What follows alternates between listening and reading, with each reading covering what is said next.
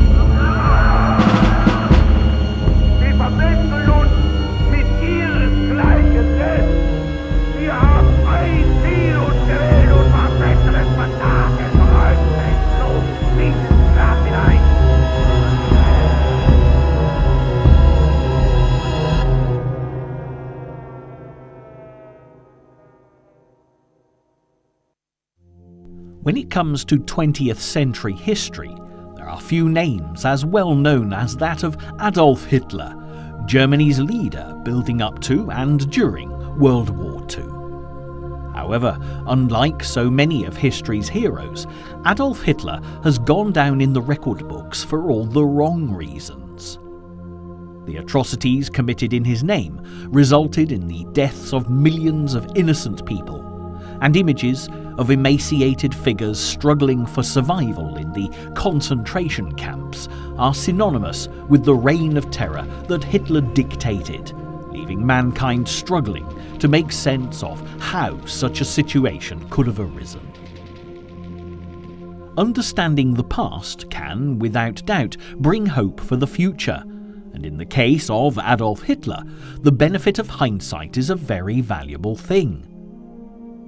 tracking his path from insignificance to world domination through to ignominious death in a Berlin bunker demonstrates how the delusions of one man can do irreparable damage if not kept in check, and confirms the old adage that absolute power corrupts absolutely.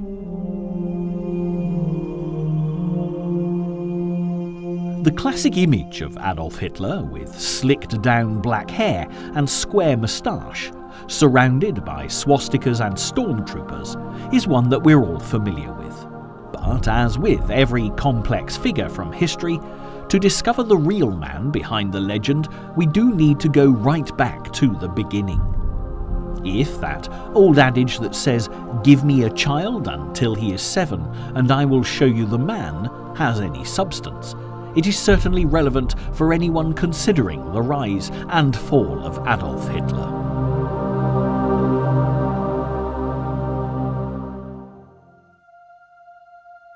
It does come as a surprise to many people that Adolf Hitler was born an Austrian rather than a German, to parents living in the otherwise unexceptional little town of Braunau am Inn, and it was at 6:30 p.m. on the 20th of April 1889 that Adolf Hitler made his first appearance in the history books.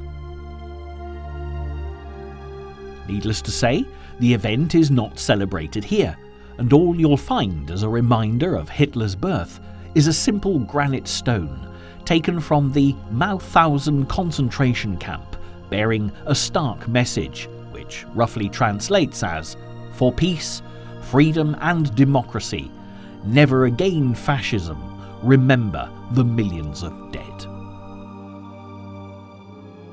On the surface, the Hitler family were fairly typical of the late 19th century era. Clara, Adolf's mother, was Alois Hitler's third wife, and there were already 2 children from his second marriage, Alois Jr. and Angela. And although Clara went on to give birth to 6 of Alois' children, only Adolf and his sister Paula survived to adulthood. However, right from the start, this had been a contentious union, as Clara was so closely related to Alois, a papal dispensation had to be obtained before they could marry. As an official in the Imperial Customs Service, Alois was well paid, but away from home a great deal of the time. And when he returned, his violence towards his son meant young Adolf had a far from ideal upbringing. His own words in later life are very telling indeed. "I never loved my father. I therefore feared him all the more. He had a terrible temper and often whipped me." The reasons for these beatings are largely unknown, but one theory is that Alois was determined to have his son follow in his footsteps and become a civil servant, while Adolf was set on a career as an artist. As is often the case with a violent disciplinarian father, Adolf sought refuge in the love of his mother, who he undoubtedly adored. Clara, in turn, poured all her affection into pampering her son, and in her eyes Adolf could do no wrong.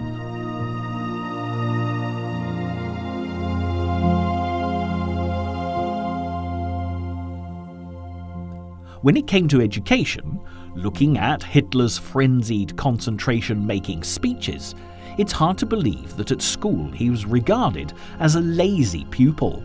But when it came to reading about war, which he also loved to act out, he apparently became a great deal more animated. Interestingly, he always chose to play the underdog, and even from this young age, it's possible to see evidence of a trait that would see him determined to rebuild the German Empire from a position of extreme weakness after the First World War. By the time Adolf was 14, his father had died of a lung hemorrhage, and although Adolf was free from his father's abusive hand, with only his doting mother for guidance, Hitler lost any sense of discipline which he badly needed. As a result, Adolf was expelled from school and eventually persuaded Clara to let him opt out altogether at the age of 16 with no qualifications whatsoever. 2 years after the death of Alois, Adolf set off for Austria's capital Vienna in search of fame and fortune as an artist. When he was rejected twice by the Academy of Fine Arts, he attempted to make his living painting pictures from postcards to sell to tourists. But when his mother died of breast cancer days before Christmas 1907, Adolf Hitler was inconsolable. The devoted son hardly left Clara's side during her last weeks, and the family doctor said that he'd never before seen anyone struck with grief to the degree that young Adolf Hitler was. After his mother's funeral, he returned to Vienna, but found little to cheer him up. And although advised by the Academy of Fine Arts when he was rejected that his skills were more suited to architecture, he'd left school without the formal qualifications needed to be accepted for training. Even so, architecture would become an obsession for Hitler as Germany's Führer, and his architect, Albert Speer, was tried for war crimes at Nuremberg along with other prominent Nazis like Hermann Göring and Rudolf Hess. Seeing images of Hitler at the height of his powers, without doubt he lived in comfort and luxury, his every whim catered for. But in the years after his mother's death, struggling to make his way in the world, it was a very different story. In fact, after becoming increasingly depressed with his failings instead of trying harder, in November 1908 he despondently took to the streets in a state of depression and anxiety. Hitler had lost it all.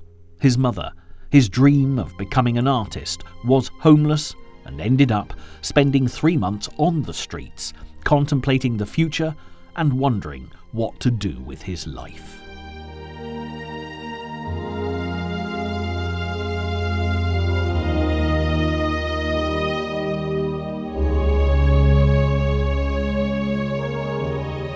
But gradually, Hitler began to claw his way back into society, firstly seeking refuge in a shelter for the homeless, before settling into lodgings for poor working men.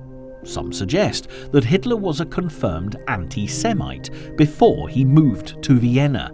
However, without doubt, the city was a hotbed of traditional religious prejudice, and he certainly came into contact with others who believed the Jews were responsible for the misfortunes of Austria. Whatever the origins of Hitler's notions of racial purity, an opportunity arose for him to leave Austria in 1913, when he inherited the last part of his father's estate, and he moved to Munich, saying that he'd always wanted to live in a real German city. The relocation also helped him avoid conscription into the Austrian army, something that he very clearly did not want to happen. Hitler was always adamant that he avoided conscription because he didn't want to join the Austrian army rather than due to cowardice. He'd always felt a connection with Germany, and when World War I broke out in 1914, he was overjoyed and later wrote, "I am not ashamed to say, carried away by enthusiasm of the moment, I sank down on my knees and thanked heaven out of the fullness of my heart for granting me the good fortune of being permitted to live in such a time." With Hitler's love of warfare and his newly adopted homeland, Germany, he immediately volunteered to fight for the German army. This was a crucial turning point in Hitler's life, and that of history. Up until this moment in time, fate could have taken the future dictator's fortunes in any direction. He could have continued painting, gone on to become a civil servant, or just disappeared into obscurity. But as a fervent young patriot going off to war, Hitler was destined to embark upon a path that would lead him and the world to the brink of disaster. As a volunteer, Hitler was certainly dedicated, earning various medals, never asking for leave, and living the life of a model soldier. Reports state, however, that people around him became annoyed by his eccentric behaviour and his unquestioning, unflinching patriotism towards the German cause. However, this most memorable period in his life, as he described it, soon ended when news of Germany's defeat reached him as he lay in hospital after becoming temporarily blinded by a mustard gas attack in 1918. Many years later, he recalled the moment in vivid detail. "Everything went black again before my eyes. I tottered and groped my way back to the ward, threw myself on my bunk and dug my burning head into my blanket and pillow. So it had all been in vain."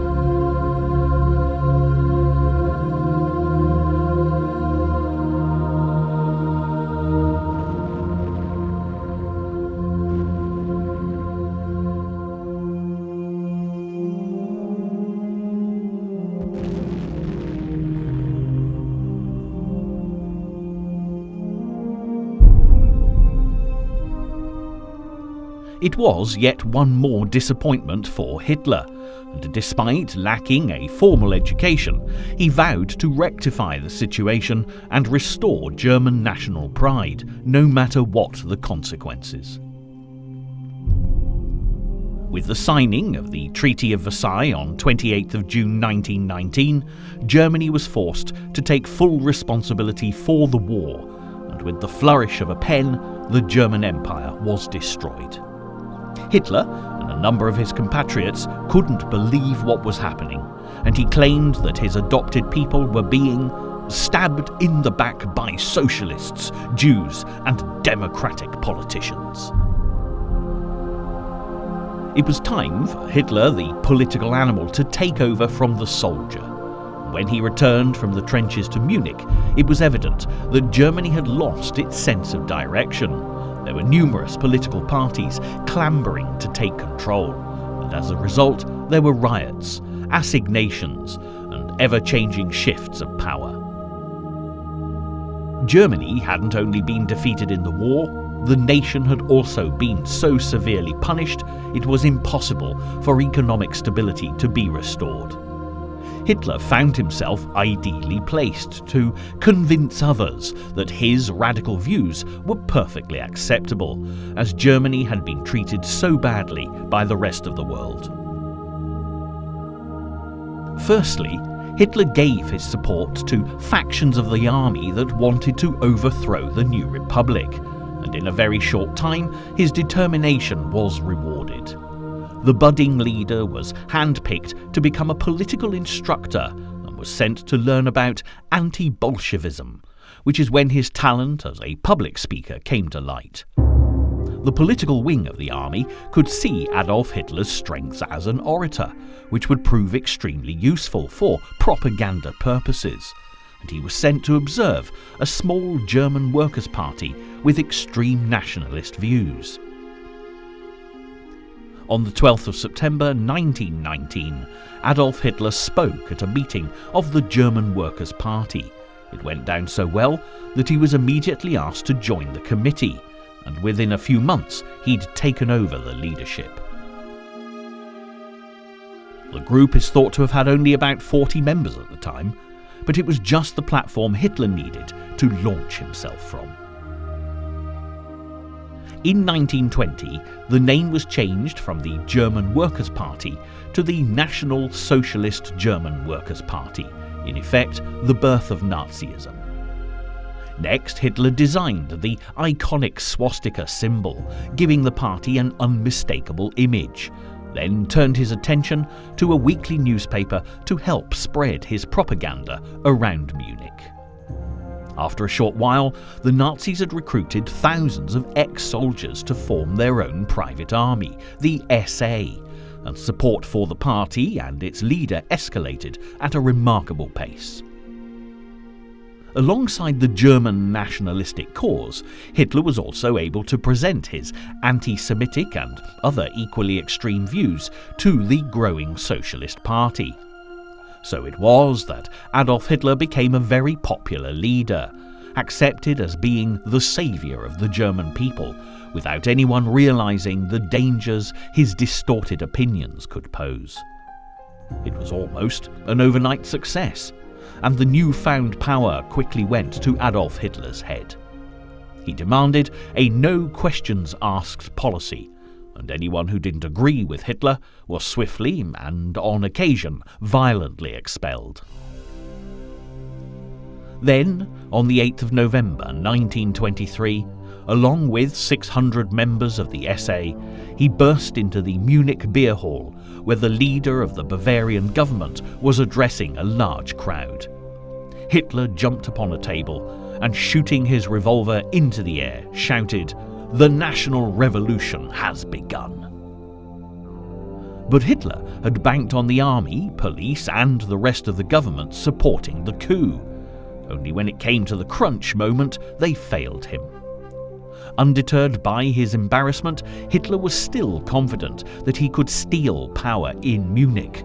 So the next day, he tried much the same thing again. Only this time, he was arrested. For many leaders, this would have been the end of their career. However, Hitler had a great deal of support in Munich, and consequently was only given a minimal sentence of 5 years in prison and served just 13 months. What's more, Hitler was completely unrepentant and used his time in prison to mastermind his grand plan. He dictated to his deputy Rudolf Hess the book Mein Kampf, which translates as My Struggle, and he hoped this book would be a Bible for his followers. He laid down his plans, his vision, and cemented his view of the master race. From his prison cell, Hitler also decided that his political party must be completely transformed and expanded nationally, because the Nazis needed to spread throughout Germany to contest the existing political system and take complete control.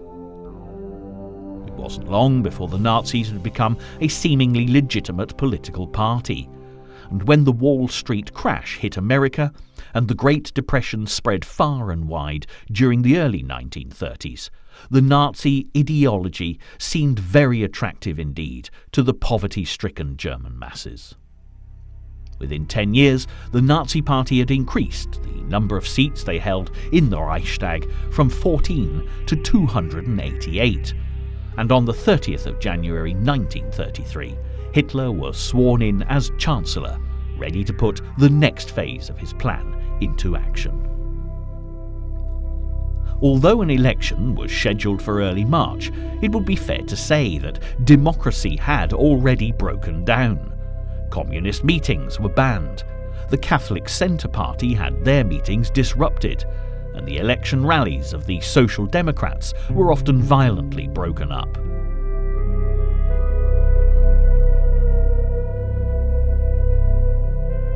It would seem that you either supported the Nazis by choice or force, and a climate of terror already reigned.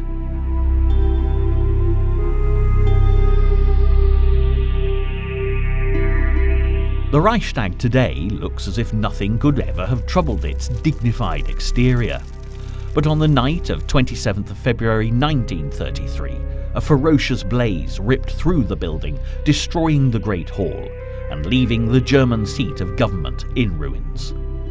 The Nazi Party used this disastrous event to their advantage, blaming the communists for starting the fire, justifying their introduction of a state of virtual martial law and, in effect, a total ban on the communists. Any threat to Hitler in the elections had been neutralised, and it's been suggested since that it was the Nazis who started the Reichstag fire in order to discredit their opponents.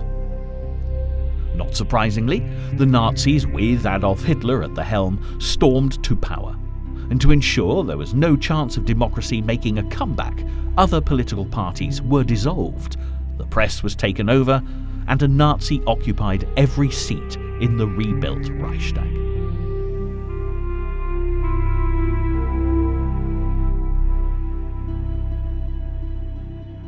The final blow to democracy came with the death of President Hindenburg on the 2nd of August 1934, when a law was passed proclaiming the presidency dormant, transferring the role and its powers to Hitler as head of state.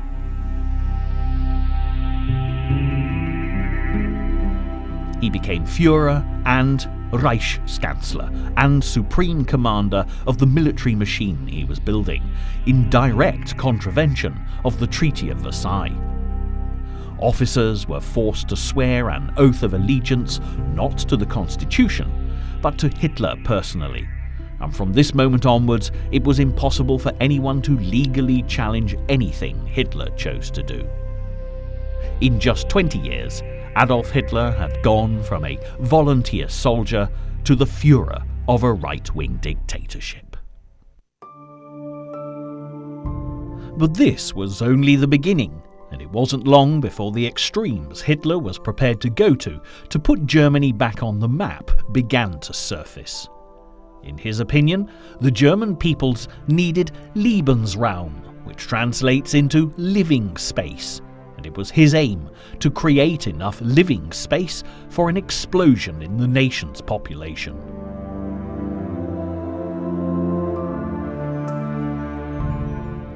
Of course, to do this, he'd have to take land that belonged to other countries, and Hitler's first step towards his goal came on the 7th of March 1936, when he sent his troops into the Rhineland, placing a military presence in territory that had once belonged to the old German Empire before being taken away by the Treaty of Versailles.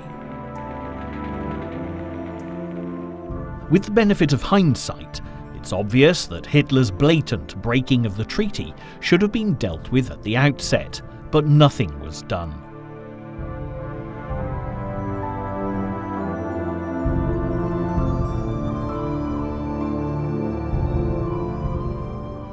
Also, because he was giving the German people a new sense of pride, by the end of 1936, Hitler's popularity had reached new highs. The military was expanding, pacts had been agreed with Italy, and it looked as though there'd be no stopping Hitler's rise to power as he turned his attention to global domination. Since becoming a notable political figure in 1933, Hitler had concentrated on foreign policy, and in particular the Treaty of Versailles, or as he renamed it, the Slave Treaty, which he was obsessed with destroying. But it wasn't only foreign policy that was the order of the day for Hitler. He was also changing German society, and this is when his deeply entrenched personal prejudices started to come to the fore. Family planning clinics were closed, so more babies would be born. He gave newlyweds a copy of Mein Kampf to take on honeymoon, and entertainments were purged of anything the Nazis didn't approve of.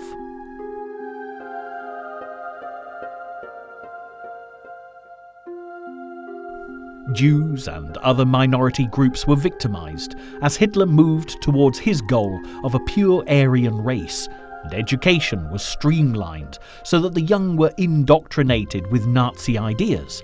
And in May 1938, Hitler even commissioned the design of the perfect family car for his master race to drive.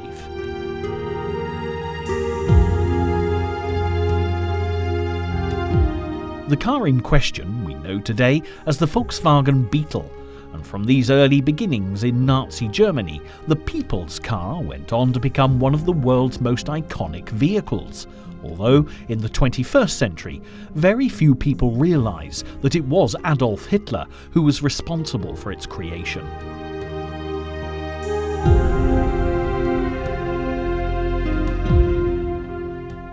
Now, in Hitler's favour, the VW Beetle was a creditable contribution to world history. But the same could never be said of what was to follow, because Hitler was preparing for war.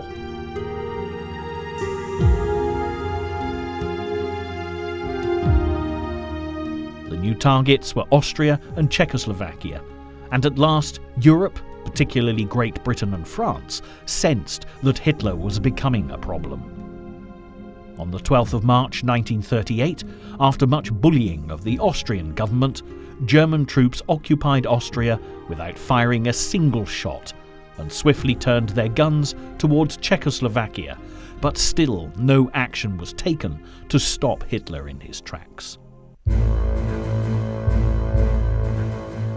Up until this point, Hitler's rise to power had gone unchallenged, but there were warning bells ringing in Britain, with Winston Churchill adding his voice to concerns.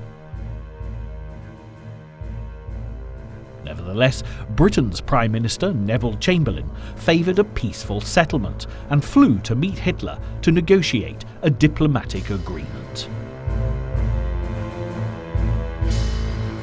The German Führer very plainly told Chamberlain that he wanted the Sudetenland incorporated into Germany, or there would be war. And as the British Prime Minister was so keen to appease, he actually persuaded the French and the Czechs to agree to Hitler's demands.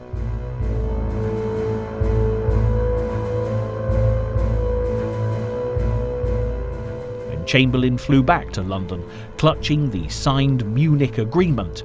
He proudly declared that it would mean peace for our time, while the Sudetenland was handed to Hitler on a plate.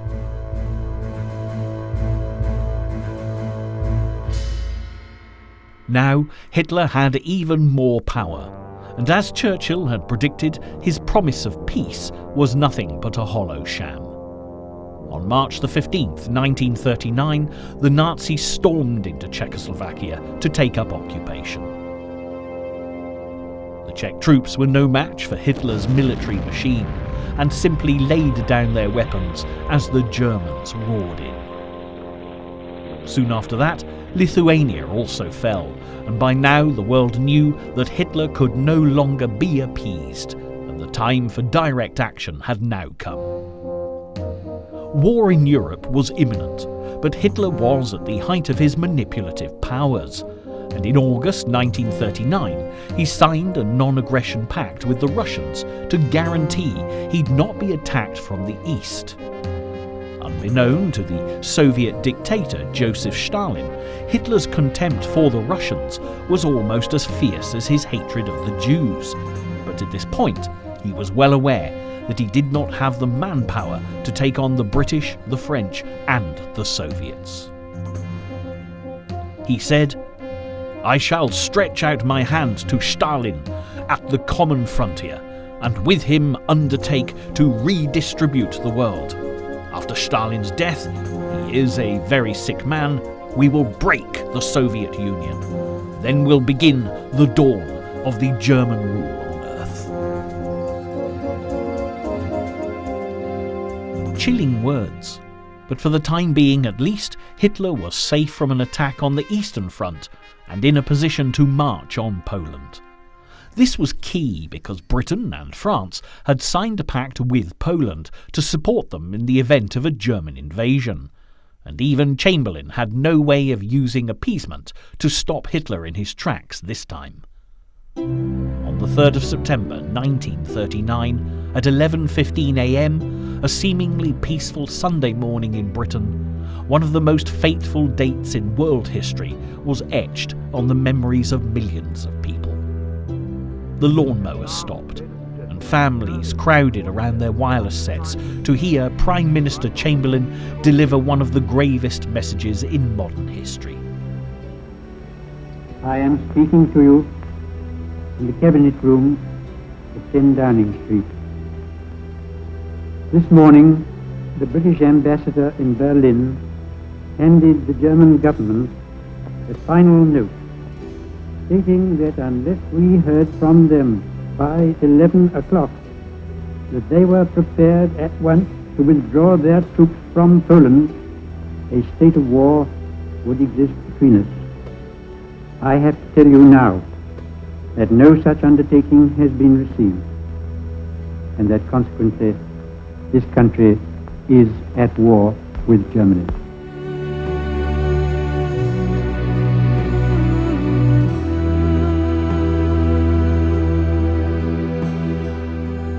However, Hitler had bought himself a great deal of time and was well prepared, and the mighty Nazi war machine looked unstoppable. Soon after the occupation of Poland, Denmark and Norway also fell, and as Hitler stormed through mainland Europe, his powerful panzer tank divisions ripped through the countryside.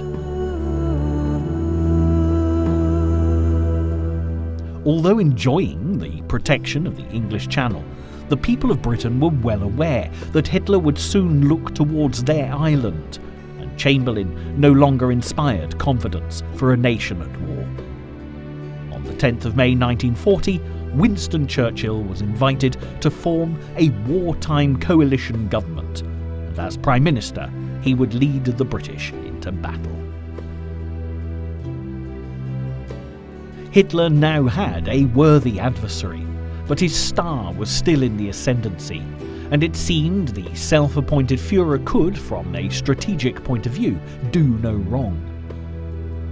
With Hitler's troops deep in Holland, moving ever more menacingly towards France, the British Expeditionary Force, the BEF, sent by Churchill in support of the French, suddenly found themselves in grave danger.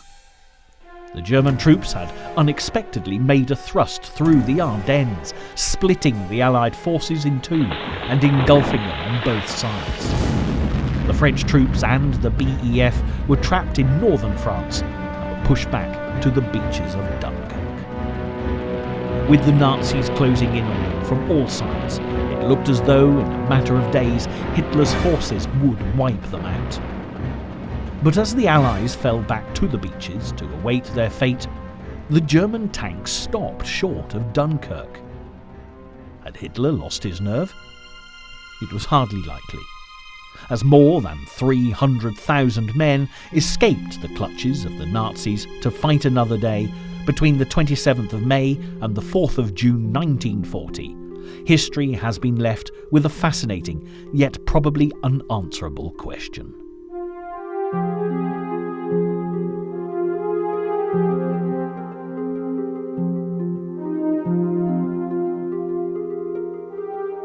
Some believe that Hitler let the troops go as a peace offering to the British, because he still hoped for an Anglo-German pact.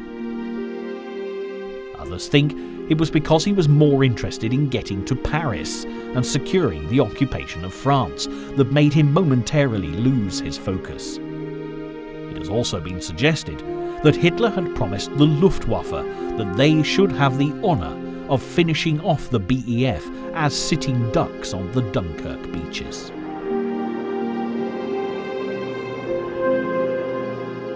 Whatever the truth, it was a key error of judgment, and although still a victory for the Nazis, it was the point at which Hitler's fortunes started to turn.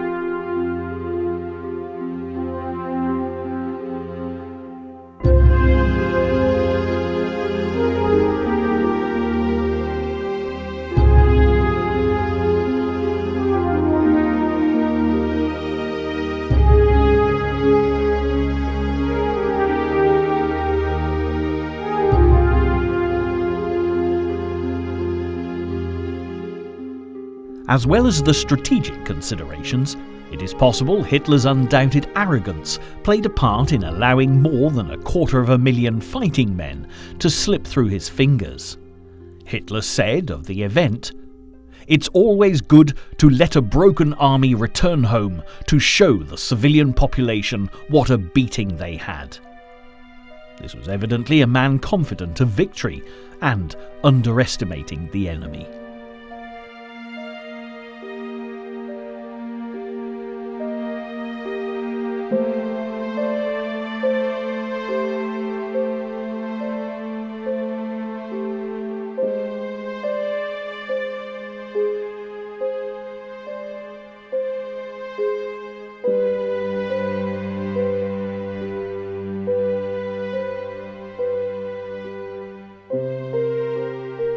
What he failed to appreciate was that by letting a broken army run home, you allow them to fight another day.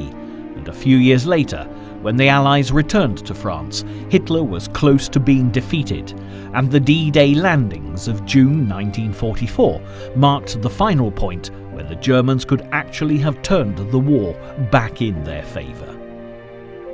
But as the BEF were rescued from Dunkirk in 1940, the D-Day landings were a long way off, and following Hitler's actions step by step will reveal how, from a position of such strength, even the mightiest can fall.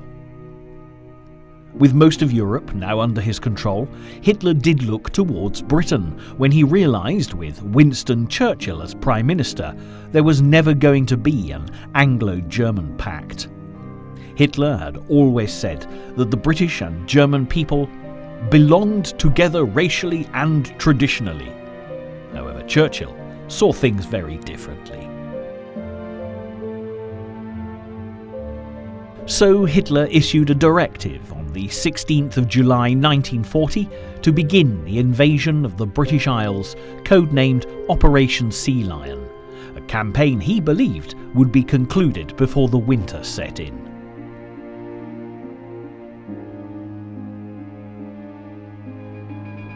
As the British summer reached its peak, the Air Force took to the air, while the Navy watched the seas as the Battle of Britain got underway. Hitler knew that the only way to conquer Britain would be to get his speeding panzer divisions onto dry land. But before this could happen, both the RAF and the Royal Navy would have to be destroyed, and in that order.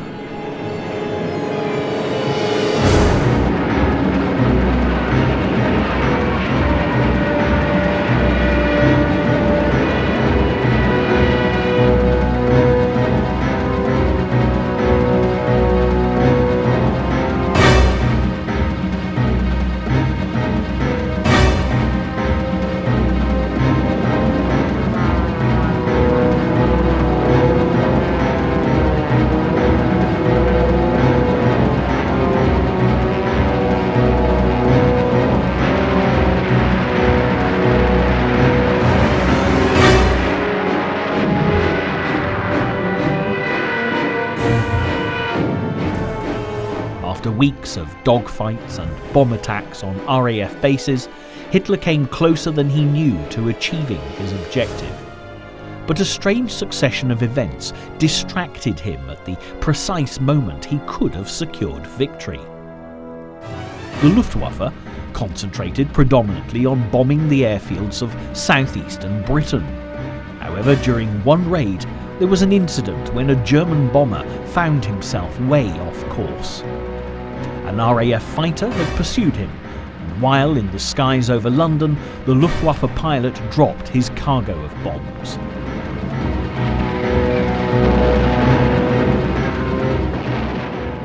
Acting quickly, Churchill, assuming that Hitler had changed his strategy to target the British capital, retaliated by sending the RAF to bomb German cities. Hitler was incensed and really did begin an attack on London that became known as the Blitz, as well as other major British cities, including Plymouth, Coventry, Manchester, Sheffield, and Southampton.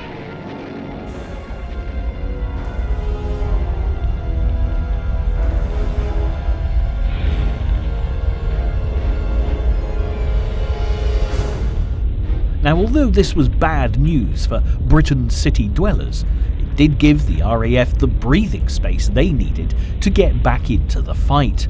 And with the Luftwaffe having to fly further inland to hit their targets, they were a great deal more vulnerable. Without viewing the bigger picture properly, Hitler had made another snap judgment that would cost him dearly.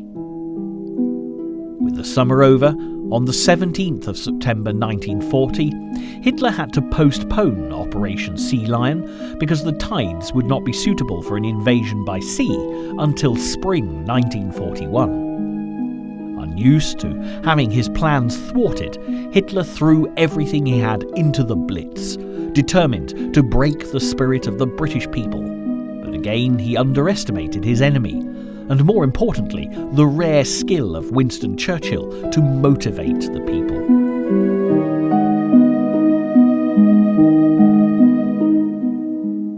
The cracks in Hitler's abilities as a military tactician and fatal flaws in his personality were beginning to show. Even by this early stage, he would not tolerate criticism from any of his advisors, convinced that he was invincible, and just like the Roman emperors who he hoped to emulate, Hitler's megalomania was destined to destroy him.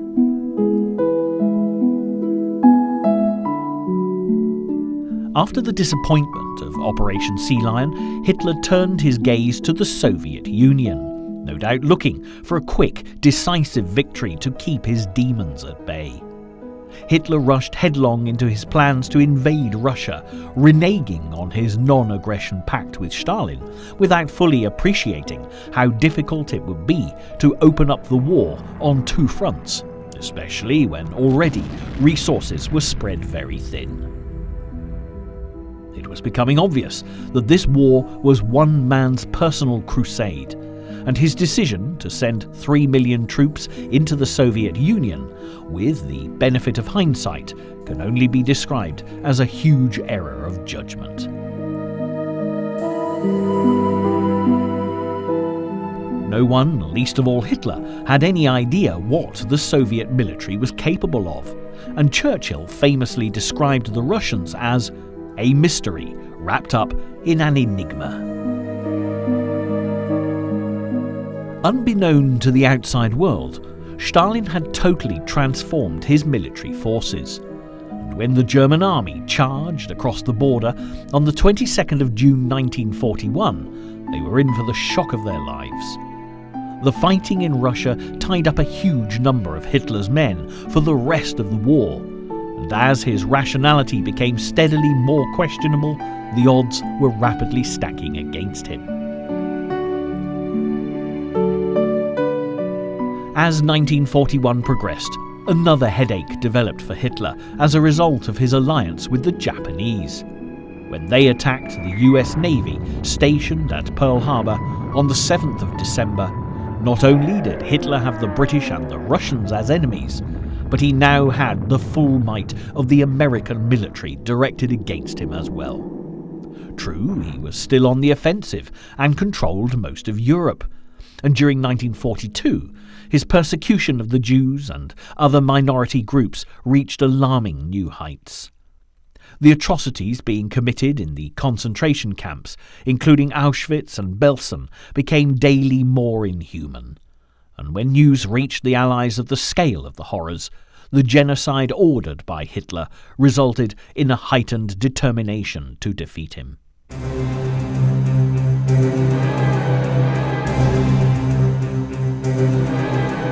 That Hitler's absolute power had by this time corrupted him absolutely was beyond question.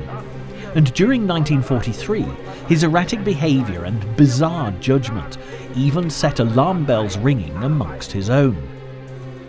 His left hand had also started to shake uncontrollably, which many historians have since speculated was due to the onset of Parkinson's disease, but this has never been proved. The tide had turned dramatically against Hitler, and although, like a wounded animal, he was still capable of doing an incredible amount of damage, by early 1943 his fate was sealed in Russia, and his fall from power became simply a matter of time. The Battle of Stalingrad developed into arguably the bloodiest battle in human history. In the depths of the Russian winter, the German Sixth Army was completely destroyed, and Hitler could do nothing as he became vulnerable to attack from the Russians on the Eastern Front. After the German surrender in Stalingrad, the losses in battle were beginning to pile up, even though Hitler remained adamant that Germany would be victorious. His Desert Fox, Field Marshal Erwin Rommel, had lost the Second Battle of El Alamein in North Africa late in 1942, which freed up the Allies to invade Sicily just a matter of months after the surrender of Stalingrad, before moving onto mainland Italy.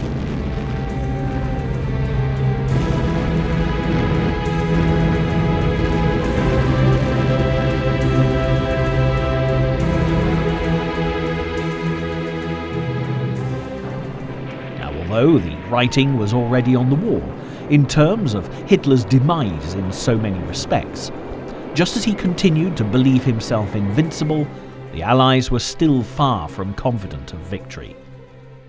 Despite an upturn in their fortunes as 1944 began, the carefully planned invasion of France by the British, American and Russian leaders would be key to the outcome of the war. When D-Day came in early June, even Eisenhower, the American charged with overall command of the Allied operation, prepared 2 speeches to cover either the success or failure of the mission. The D-Day landings began 24 hours later than planned, due to unseasonable weather on the 6th of June, when the largest seaborne invasion in history left the south coast of Britain as 155,000 troops crossed the Channel.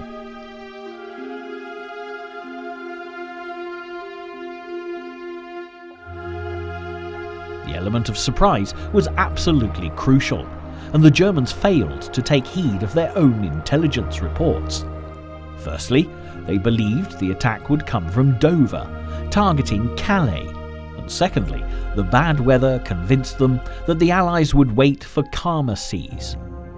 Even Rommel, who was in charge of defending the German position in France, went home to celebrate his wife's birthday, so sure were they that the invasion was some time off.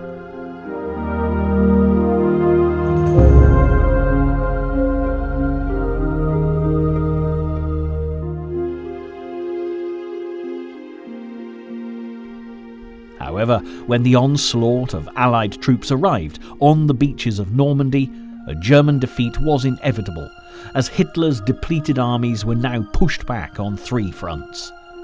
The Russians were giving it their all in the east, the Allies were making great progress, working their way up through Italy, and now, with the beaches between Caen and Cherbourg swamped, a carefully planned pincer movement could begin.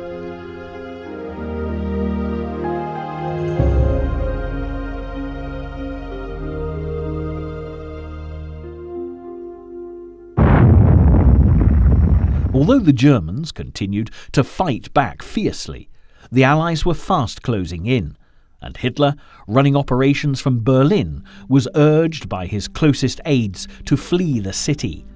But as he stubbornly refused to accept their advice, his top officials knew that the war was over. It was simply going to be a question of when.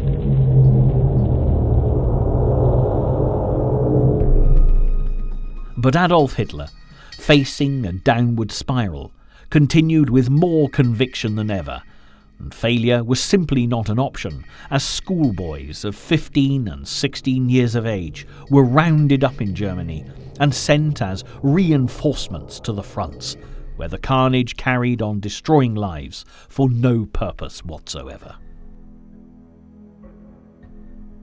By the end of January 1945, the Soviets were only 100 miles outside of Berlin, and to the west, the Anglo-Americans were on German soil. Hitler had lost almost every territory that he'd gained during his campaign, and all he could do was throw everything he had left into the defence of Berlin. For those who'd followed Hitler with unquestioning loyalty, the fact that he stubbornly entrenched himself in his Berlin bunker by the time April came must have been both alarming and frustrating. A rational man would no doubt have been looking to escape to fight another day, but not Hitler. Heinrich Himmler, the leader of the SS, took matters into his own hands and attempted to agree a surrender with the Allies directly. Hermann Göring, Hitler's officially agreed successor, suggested he take charge, as the Führer was in no position to run things from the bunker. Hitler's response was to sack both men, expel them from the Nazi Party, and brand them traitors. Interestingly, Hitler's companion in the bunker was Eva Braun, a woman who's been the source of much fascination to those trying to make sense of the man behind the legend that was Adolf Hitler. Eva had been involved with Hitler since 1929, and from 1936 onwards she'd been part of his household at the Berghof, his country retreat near Berchtesgaden in the Bavarian Alps. They'd never married because Hitler was afraid of alienating his female admirers. But when Eva, like the Führer, was encouraged to flee to safety, she chose to stay with Hitler, claiming she was one of the few people left who'd stayed loyal to him. As the Russians got ever closer, on the 29th of April, Adolf Hitler and Eva Braun were married in the bunker. But the 1,000-year Reich that had been Hitler's dream lay in tatters after a mere 12 years. And the day after the wedding, the bride and groom committed suicide rather than face capture. Shockingly, even at the end, Hitler showed no remorse, claiming his defeat had been due to the treachery of the officer classes in the German army. And even more bizarrely, he actually blamed the start of the war on the Jews and those who worked for them. Nevertheless, with the gunshot ringing out that killed Adolf Hitler, the war in Europe was effectively over.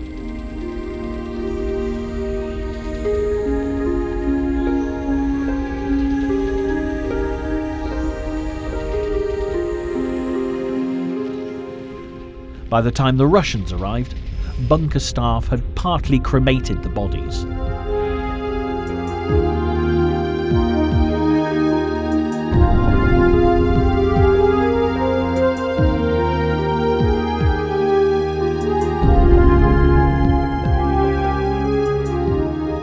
But the most tragic find for them would have been the 6 beautiful, innocent children of Joseph and Magda Goebbels. Along with Hitler, Goebbels and his wife had killed themselves after taking the lives of their children in a suicide pact.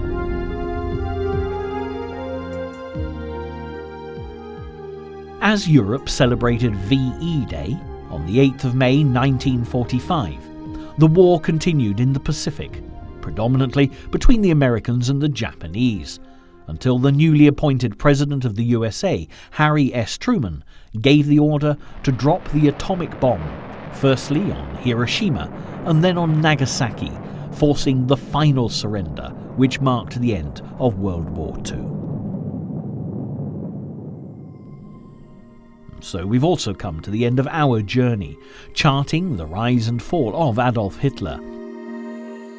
Here, at the German cemetery at Le Combe, set back a short distance from France's Normandy beaches, made so famous during the D-Day landings of 1944. The salutary lessons of the true horrors of World War II and the carnage instigated by the obsessions of one man are clearly visible for all to see. It's all too easy to count the cost of Hitler's atrocities by considering how he treated those he made his enemies. However, the real tragedy is that his own people suffered horribly as well. In the 21st century, understanding how the rise and fall of Adolf Hitler came about will hopefully promote peace and a spirit of reconciliation, which this cemetery at Le Combe epitomizes.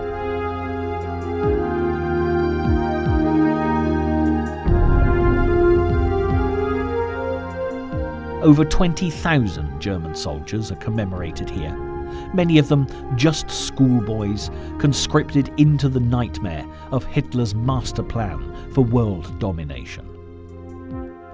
If ever proof was needed that absolute power corrupts absolutely, then the mass grave at the heart of this moving memorial is an eternal reminder to one and all to beware of anyone, soldier, statesman or politician, who offers the ultimate prize in exchange for democracy.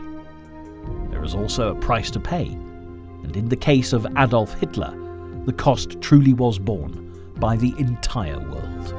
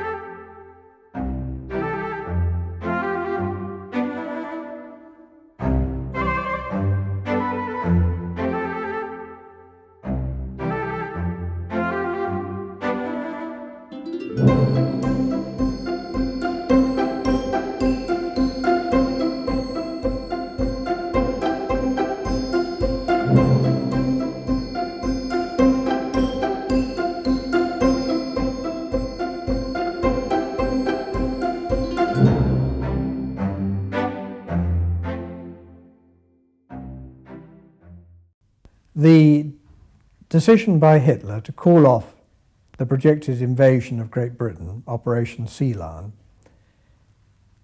and the following British raid on Dieppe led the Germans to decide to build up their Atlantic Wall, which was originally to run all the way from Denmark to Spain. In the event, the key sector was the 1,300-mile sector from Holland through to Brest in France, and it was upon this sector that they began to concentrate. Across the Channel, along the coast in the hands of the Nazis, there is feverish activity. Materials, equipment, and men are being poured into the outer ring of Europe's defenses, especially men, for the enslaved labor of Europe is cheap.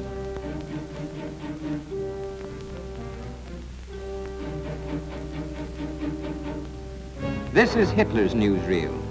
It is being shown throughout Europe to convince the subject peoples that their hopes of delivery are vain, to convince the German people that their fears of invasion are groundless.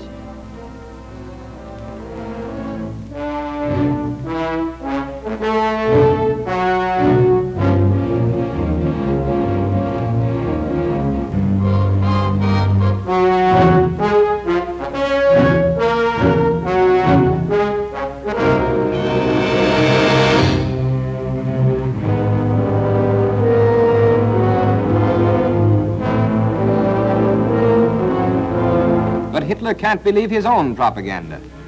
The Nazis know the invasion is coming. Why else are they so desperately arming the fortress? Why this gigantic mushrooming of platforms, mountings, rangefinders, the biggest rifles, the most powerful weapons, gathered from all the arsenals of Europe, the factories of Krupp, the foundries of Skoda in Czechoslovakia, of Schneider-Crusoe in France, all converging on the old towns of the French seacoast.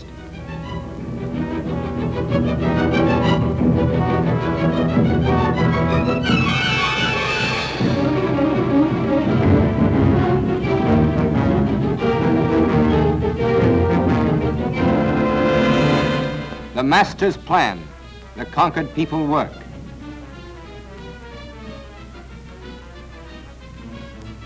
Hitler's cameramen have selected these scenes carefully. We know that not every mile of the coast can be this powerfully fortified, but no doubt about it, where the fortifications exist, they are tough.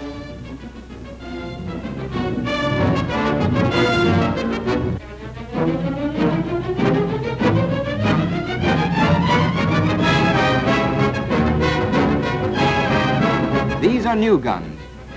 The Nazis never dreamed they would need coastal batteries.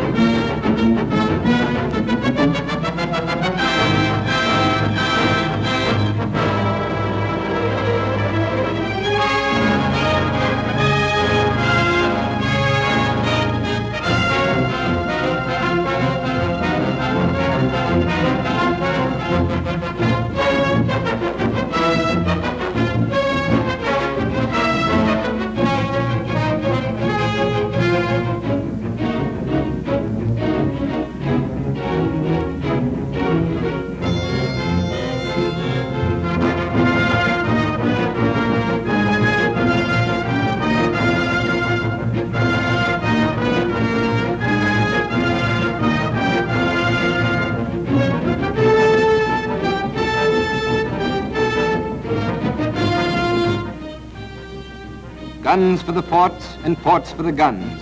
Scaffoldings cover the land and the concrete sets. They used to sneer at Maginot Lines, but now they multiply redoubts and emplacements.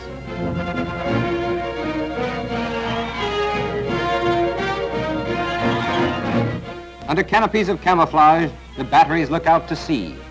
Besides the protected emplacements are the artillery strong points, all types and calibers of guns.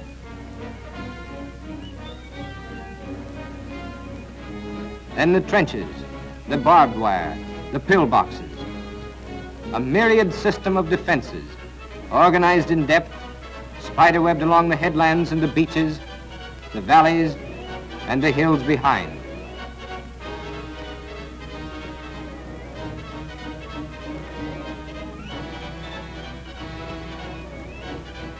Endless miles of death traps.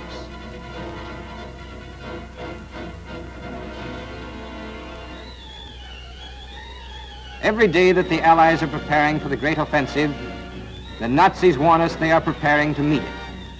For the offensive to succeed, all this must be weakened.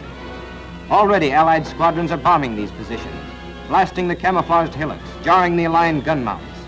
Flying fortresses and liberators, Wellingtons and marauders are dropping huge tonnages of steel and explosives to crush these Nazi-prepared positions. The enemy is well armed, well trained, thoroughly on the alert with the best of modern equipment. It will take tremendous air strength to deal with these obstacles. Against this powerful array of concrete walls and steel guns, only a mightier mass of steel and explosives will avail. Invasion is bound to be costly, but the more overwhelming the assault, the less the cost. The strength of our assault waves begins in our factories at home. Along with the Atlantic Wall, the Siegfried Line was Germany's main protection. And this protective belt was designed to hold back the Allies from breaking into Germany. In fact, its original construction in 1937 to 38 had been for an entirely different purpose, and that was to protect their flank against France whilst they settled matters to their east with their invasion of Poland and their other campaigns.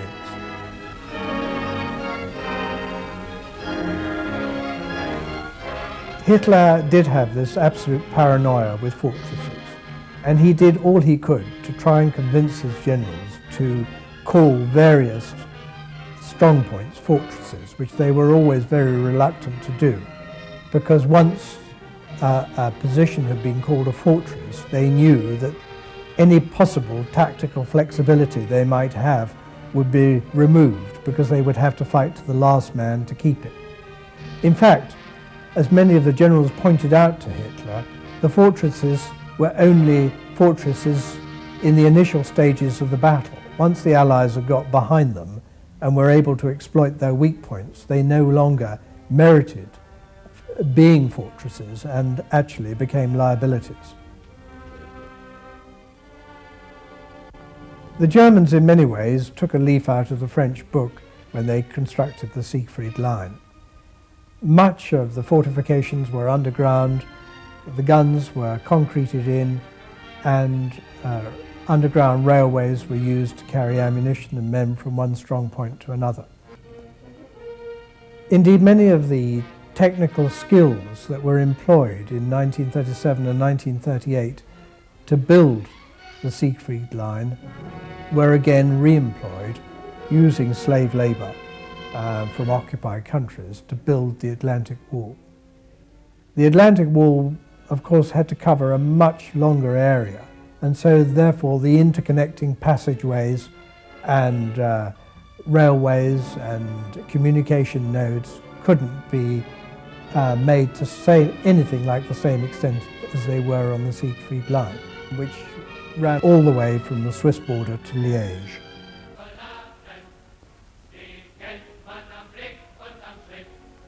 The German army marching tunes, many of them originating from the First World War, were very indicative of the extremely high morale of the German army at this stage. Ihr Schweigen ist stolz auf das Ding. Sie sind nicht zum Schandfang geraten. Sie kennen ja nur ihren Pflicht. O Deutschland, du Land der Soldaten, wenn dumpf deine Trommel durchschlug. Du Aufbruch und lodernden Taten, so hat es das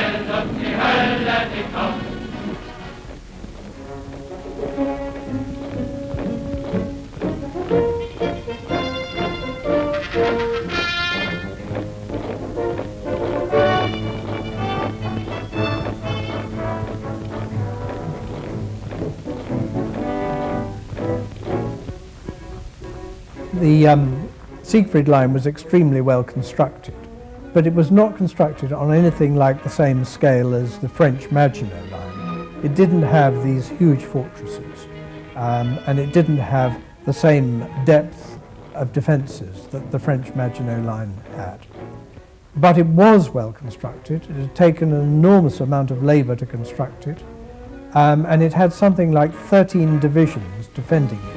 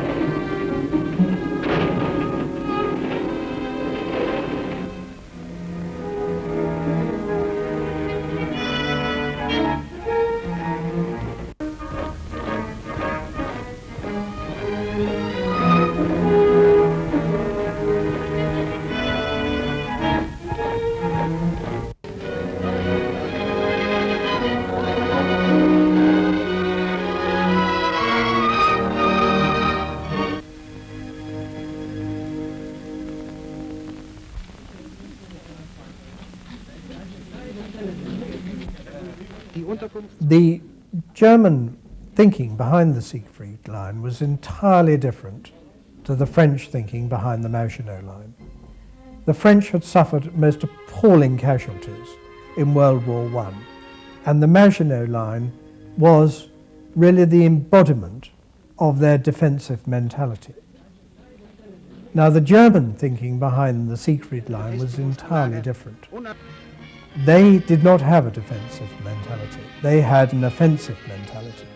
And therefore, their positioning and building up of the Siegfried Line was simply to enable them to operate their offensive policies in the east with a free hand, unafraid of any or unthreatened by any French attack on their western frontier.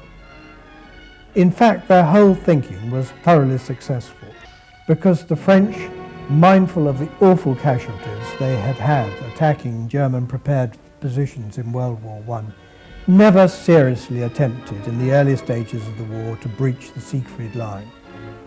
There was a certain amount of patrol activity, but no major coordinated attack was ever made on the Siegfried Line, and that absolutely justified Hitler's thinking in its construction and its manning by comparatively few Germans throughout.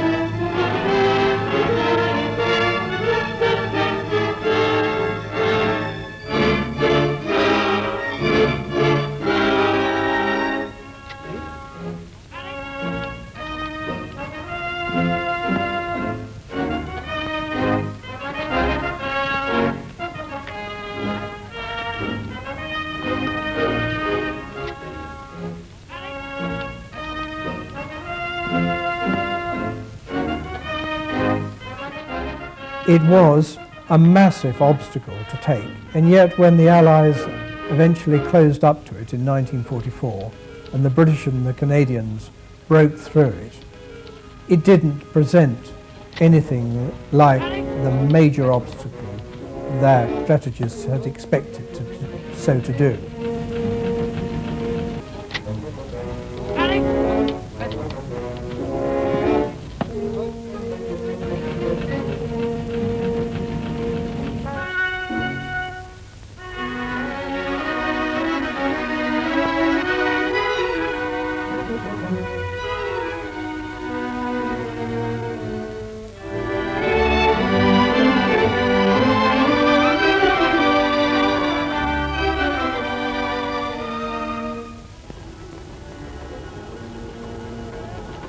But of course by that time the German army was severely weakened and its fighting power had greatly diminished.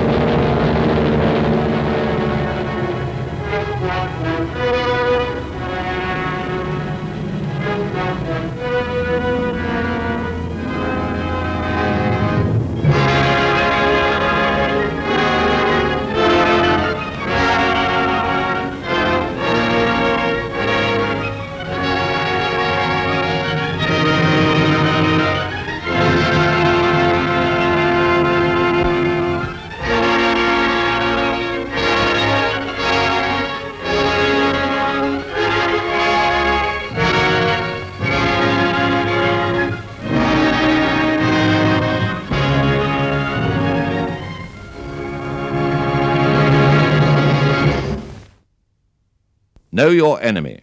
One of the largest German aircraft that you might see is the Messerschmitt Me-321 Gigant, or Giant. It's built to carry either parachutists or war material, or both. The Me-321 is massive, with a wingspan of over 180 feet, and it's over 93 feet long. This glider is of braced high-wing configuration and constructed of welded steel tube, wood, and fabric. It's therefore vulnerable to attack, either from the air or gunners from the ground. Access to the main cabin is either through large clamshell doors in the nose or by doors on each side of the rear fuselage. It's estimated that a payload of over 48,000 pounds can be carried. Because it's a large glider, the Me-321 has to be towed off its takeoff area by no less than 3 Bf-110s or the equivalent.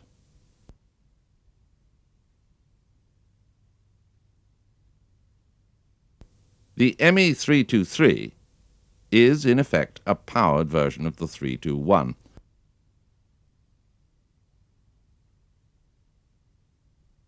Although it's quite manoeuvrable on the ground for such a large aircraft, it is, so we hear, not an easy aircraft to fly, and quite often needs rockets to assist it on its takeoff run.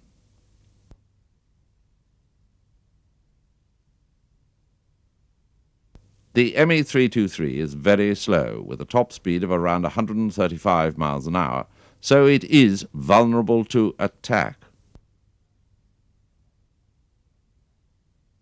These films about the recognition of German aircraft were not only shown to the Royal Air Force, who probably knew about them anyway, but were shown to all elements of the British Armed Forces, the Army, anti-aircraft gun units, the Navy as well. And one has to visualize Army recruits at this stage marching down to the AKC in the evenings and watching these recognition films on a regular basis every evening to try and get a feel for enemy aircraft and also all other forms of enemy equipment. Apart from its size, it can be easily distinguished by its 6 radial engines, which can easily be seen from the ground.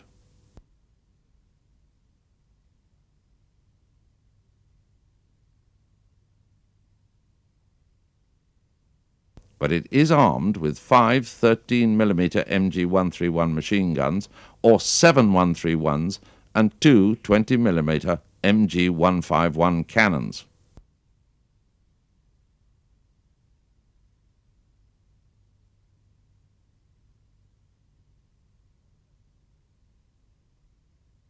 At low level, its 10-wheel undercarriage configuration can be easily identified.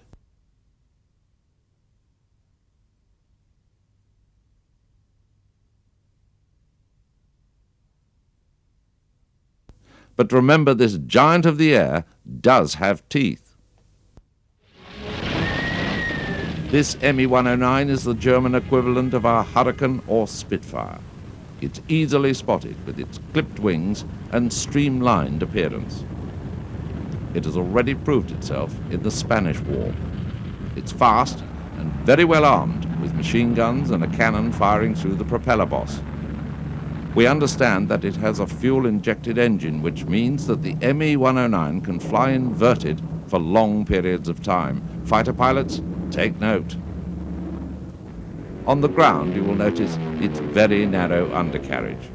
This, coupled with its long fuselage, means that it is susceptible to ground looping in inexperienced hands. The Me-109 is a very potent fighter, so watch out for it.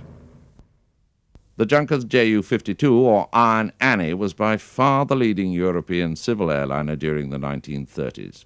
Hundreds of them have been converted to carry troops and paratroops in all theatres of the German war. The Ju-52 is readily distinguished by its 3 BMW radial engines, 2 in the wings and 1 in the nose. You just might see the Ju-34, which is another airliner that's been converted for military use. It only flies at just over 100 miles an hour, so it is very vulnerable indeed.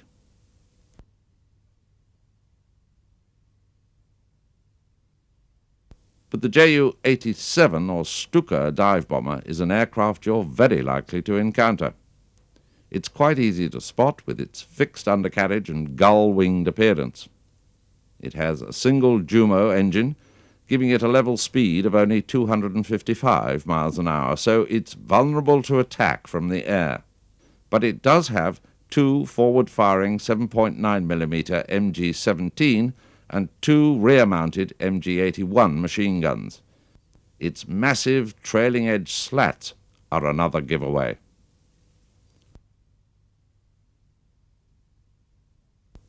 Still with Junkers, the Tu-52 is another transport aircraft. The Tu-52 is distinctive because of its size and 3 Bremo engines, 1 in the nose and 1 on each wing. The latest version is made primarily of wood rather than metal. The Henschel 126 is a light photo reconnaissance aircraft. It's the first all-metal aircraft of its type to enter service with the Luftwaffe. It has an unusual parasol wing with the absolute minimum of support struts and large fixed undercarriage. The 126 is powered by a BMW radial and accommodates a pilot and an observer gunner. The aircraft is used mainly in conjunction with the Luftwaffe's Army Cooperation Reconnaissance units, either by day or night over the battle areas, so look out for it. The 126 only does 193 miles an hour, making it a reasonable target. It has 1 forward and 1 rear machine gun, plus room for 10 10-kilogram bombs carried in 2 fixed containers in place of the cameras when required. The Henschel HS-123 was designed as an interim dive bomber in 1935. They proved themselves as an element of the nationalist forces in Spain during the Spanish Civil War and were successful in the ground attack role in Spain, Poland, Belgium and France. It's a biplane with a large radial engine, and it's armed with 2 7.9 MG machine guns and a variety of light bombs. It can also carry a cannon. The Blohm & Voss BV-141 is a unique shape in the sky. It's an observation aircraft with the crew nacelle mounted to one side of the fuselage. The radial engine is mounted on the center section of the monoplane wing, giving the aircraft a distinctive lopsided look. Intelligence suggests that there are very few BV-141s in operation, so the likelihood of spotting one is remote.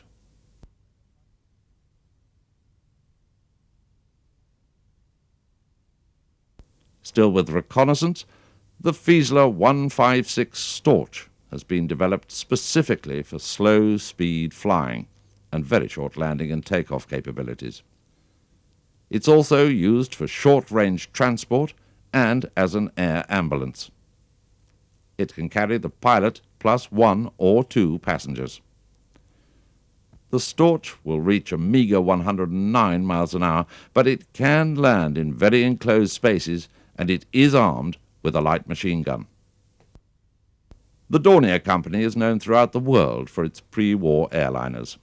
The Dornier Do-17 was designed for Deutsche Lufthansa, but nicknamed the Flying Pencil, it proved too cramped for airline operation. The Do-17 was the first type of German aircraft shot down by Fighter Command on the 30th of October 1939. The Flying Pencil comes in 2 versions, as a medium bomber and reconnaissance.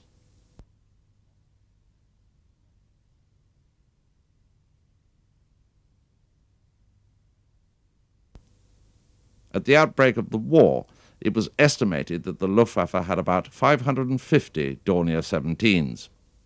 During the Battle of Britain, the Dornier's lack of armour and firepower has proved it to be fairly simple to bring down. She's armed with 6 machine guns and can carry just over a 2,000-pound bomb load.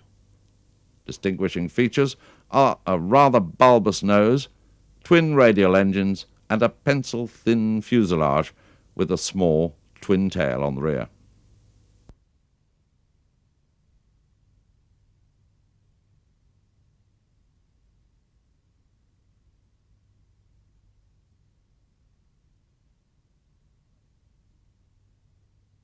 This is a development of the Do-17. It's the Do-217, which was first flown in 1938. It's been used as a bomber and to harass our convoys. Unlike its predecessor, it is well armed with 1 fixed and 1 flexible MG-151 machine gun in the nose. There's also 1 MG-131 in a manually operated dorsal turret, 1 in a lower rear firing position, and 2 MG-15s in a lateral firing position. The aircraft is produced in a number of forms, but the Do-217K has a tail cone housing a battery of 4 fixed rearward-firing MG-81 machine guns. Fighter pilots, beware. The Dornier has also been developed as a night fighter, with a redesigned solid armoured nose, and it's fitted with 4 20mm cannon and 4 machine guns. Essentially, the aircraft still has its pencil-like appearance, with twin Daimler-Benz engines set in a 62-foot wingspan. We now see at the very end of the war the production by the Germans of an extremely sophisticated jet fighter, the Messerschmitt 262.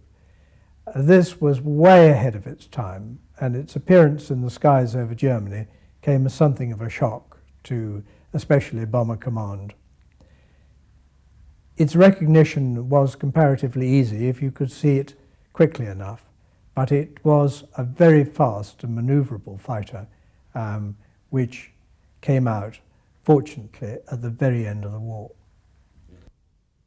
The radical Me-262 jet fighter entered operational service in 1944 with the German Luftwaffe, and it represented the pinnacle of technical development achieved in a mere 4 years. It was designed as a fighter, but under the orders from Hitler himself, it was redesignated as a fighter-bomber. Then, after disastrous results in that role, it was turned back into a fighter again. Perched on its tricycle undercarriage, the single-seat cockpit was set well aft in the fuselage, giving the pilot an excellent field of vision both forward and aft of the wing, and over the long nose, which housed the exceptionally heavy armament of 4 3mm Mk108 cannons. The Me-262 was powered by twin axial-flow Junkers Jumo turbojets mounted under swept-back wings. The gun sight was retractable to aid the pilot's forward vision on takeoff. The seat could be raised or lowered, and the angle of the rudder bar changed to suit each individual pilot. Aft of the cockpit and self-sealing tanks were radio equipment and the automatic compass.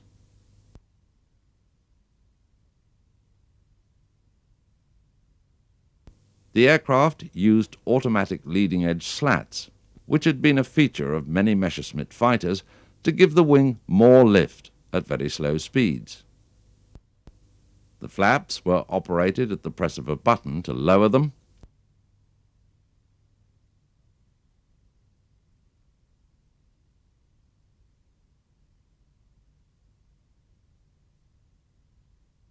and another button to raise them.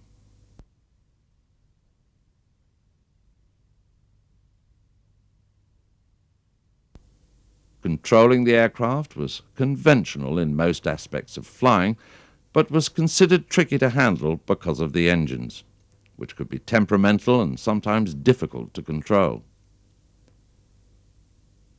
Rudders and elevators were conventional, but the entire tailplane could be trimmed out with a simple handle in the cockpit. This altered the angle of the rear wing.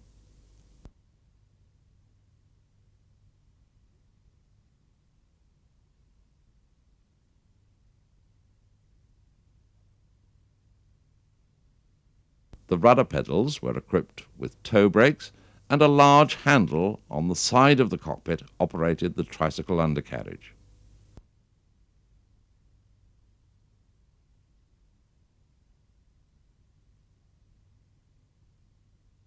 Most of the pilots who introduced the Me-262 into operation were the cream of the Luftwaffe elite, such as the legendary Adolf Galland.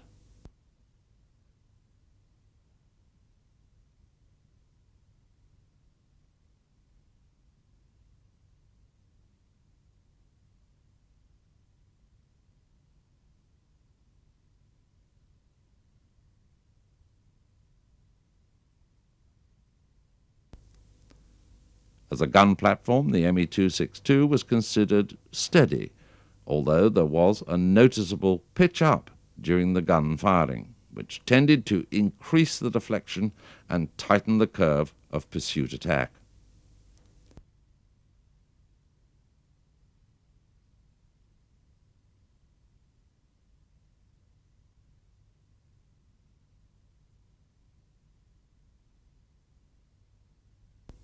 The instruments were laid out in a conventional fashion with all the engine information such as jet pipe temperatures, oil pressure and rev counters to the pilot's right. The parachute was stowed behind the pilot's seat. Starting up the engines was a complicated business. The pilot selected the inboard generators, energized the ignition circuit and selected the low-pressure fuel system. The starter motor was switched in and the engine accelerated to 800 RPM. The ignition switch was pressed, igniting the fuel-air mixture, starting the engine.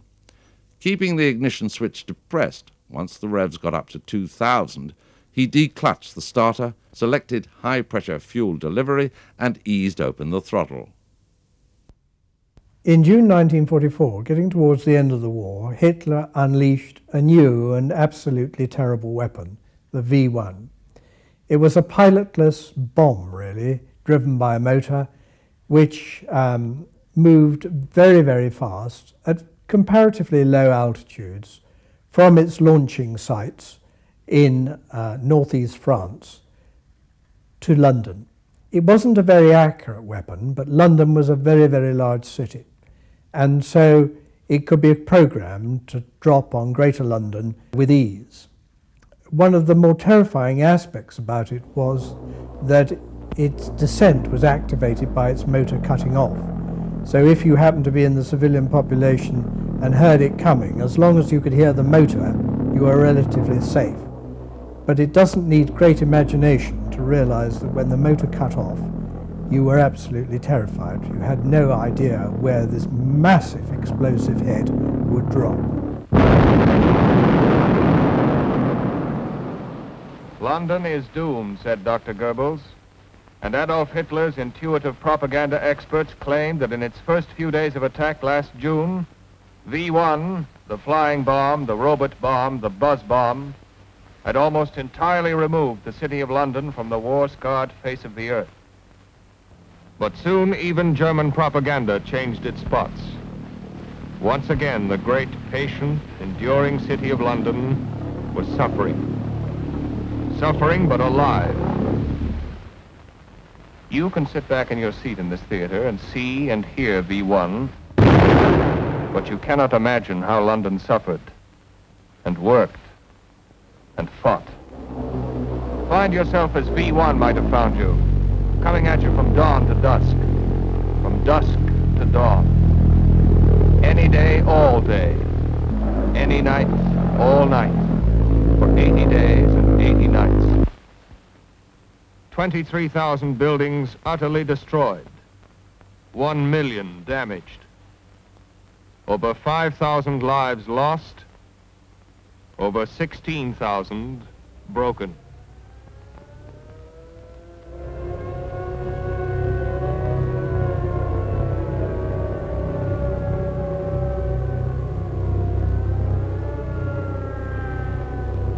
London suffered, and London worked, and London fought.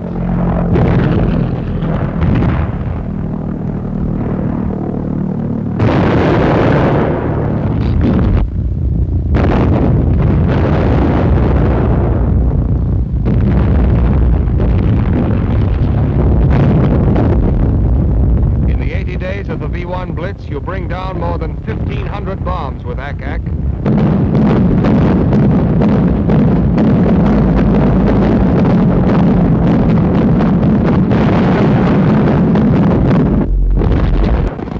Of a Tempest or a Mustang or a new type of Spitfire splitting through space, and you bring down nearly 2,000 pilotless bombers in the 80 days.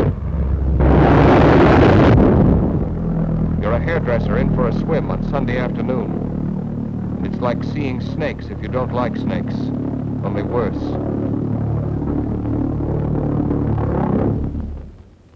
You're a citizen of southern England, and it's a matter of life and death. Your life and your death. You're a roof spotter or any kind of spotter, and there's nothing you can do except watch out for them and pray. London wasn't doomed, as Dr. Goebbels said, and London wasn't finished. But London was hurt. 50% of V1's total of 8,000 launchings were brought down.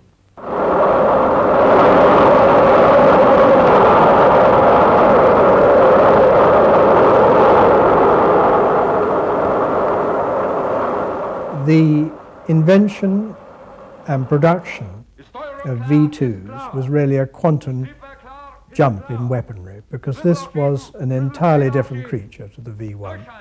It was really the forerunner of an intercontinental ballistic missile.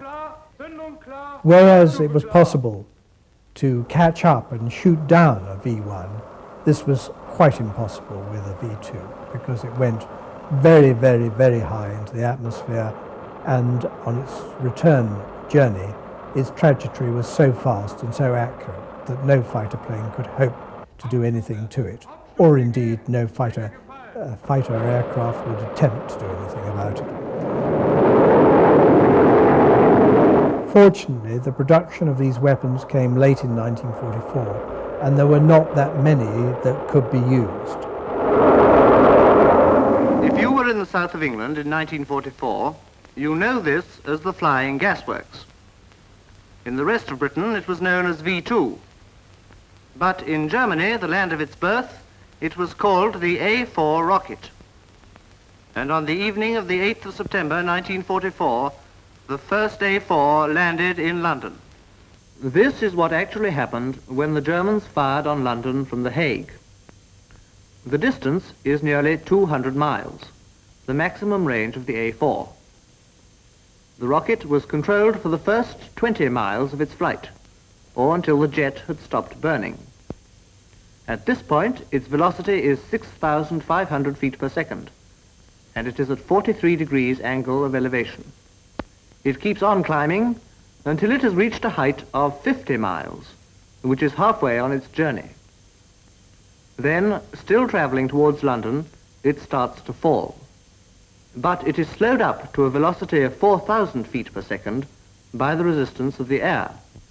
It actually strikes the target at 4,000 feet per second, or nearly 3,000 miles an hour.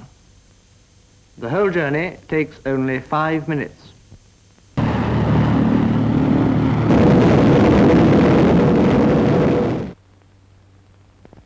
Schools, hospitals, churches, time-famed landmarks were high among Adolf Hitler's targets of blind chance. Women and children headed the casualty lists. When we look at naval warfare, we must realize that despite the body blows that the British Royal Navy had suffered, it still was the most powerful navy afloat. And therefore, both the Germans and the Italians sought to counter this naval supremacy by using underwater weapons, which was one way of getting at the British Navy without risking above-surface combat. As we can also see, the Germans learnt a lot from the Italians and developed their midget submarines using many of the skills that the Italians had honed. One of the strangest stories of World War II is the story of sneak craft attacks, by swimmer or diver, by human torpedo, by midget submarines, explosive boats, and torpedo boats. In the Mediterranean alone, from Alexandria through to Gibraltar and Algiers, Italian sneak craft accounted for over 150,000 tons of Allied shipping. The simplest form of sneak attack is the swimmer or diver, using a tight-fitting rubber suit to protect him from the cold and flippers to increase his striking range. He could reach targets of up to 5 miles. The breathing apparatus, developed by the Italians, showed great skill in design. The single oxygen bottle allowed the divers to work underwater for at least half an hour. For attacking shipping, the Olympus mine, including charges, contained some 4 to 40 pounds of high explosives. They wrecked the Nijmegen Bridge by guiding charges down the river. Throughout the war, they successfully blew up locks along the inland waterways. In attacking ships, the diver almost always approached the targets on the surface, relying on his head net to camouflage his face from the lookouts. On reaching the target, he put on his nose clip and mouthpiece for underwater breathing. He filled his lungs with oxygen and submerged finally to the bilge keel.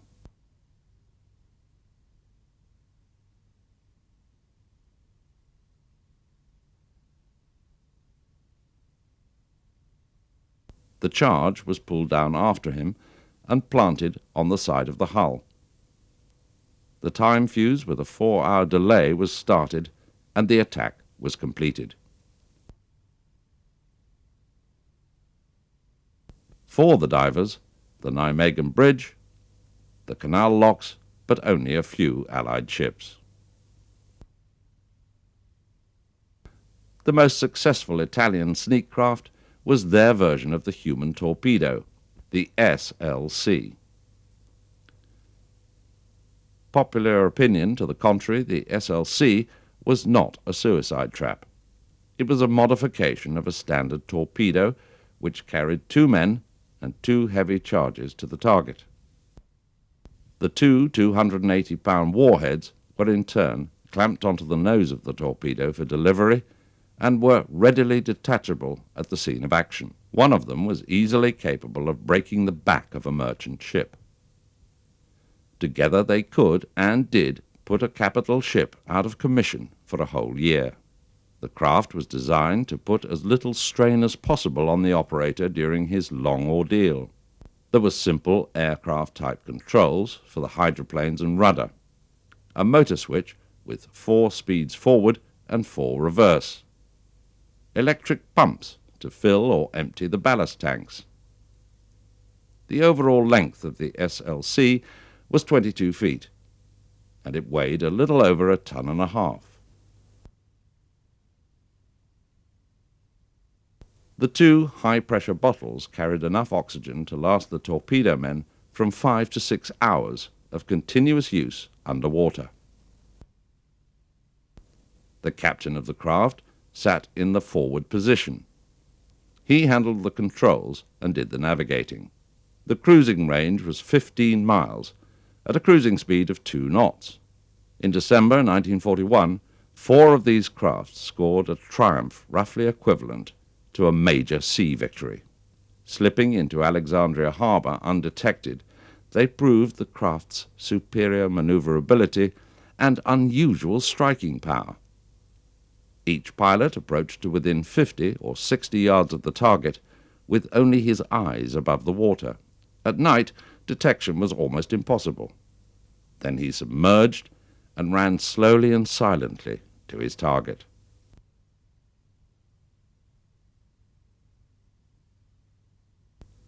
Each craft jockeyed for position under the bilge keel. While the captain held the craft there, the number 2 man ran a line from one bilge keel to the other. He attached the warhead and placed the charges firmly in position directly under the keel. Time clocks were started, then they drove away.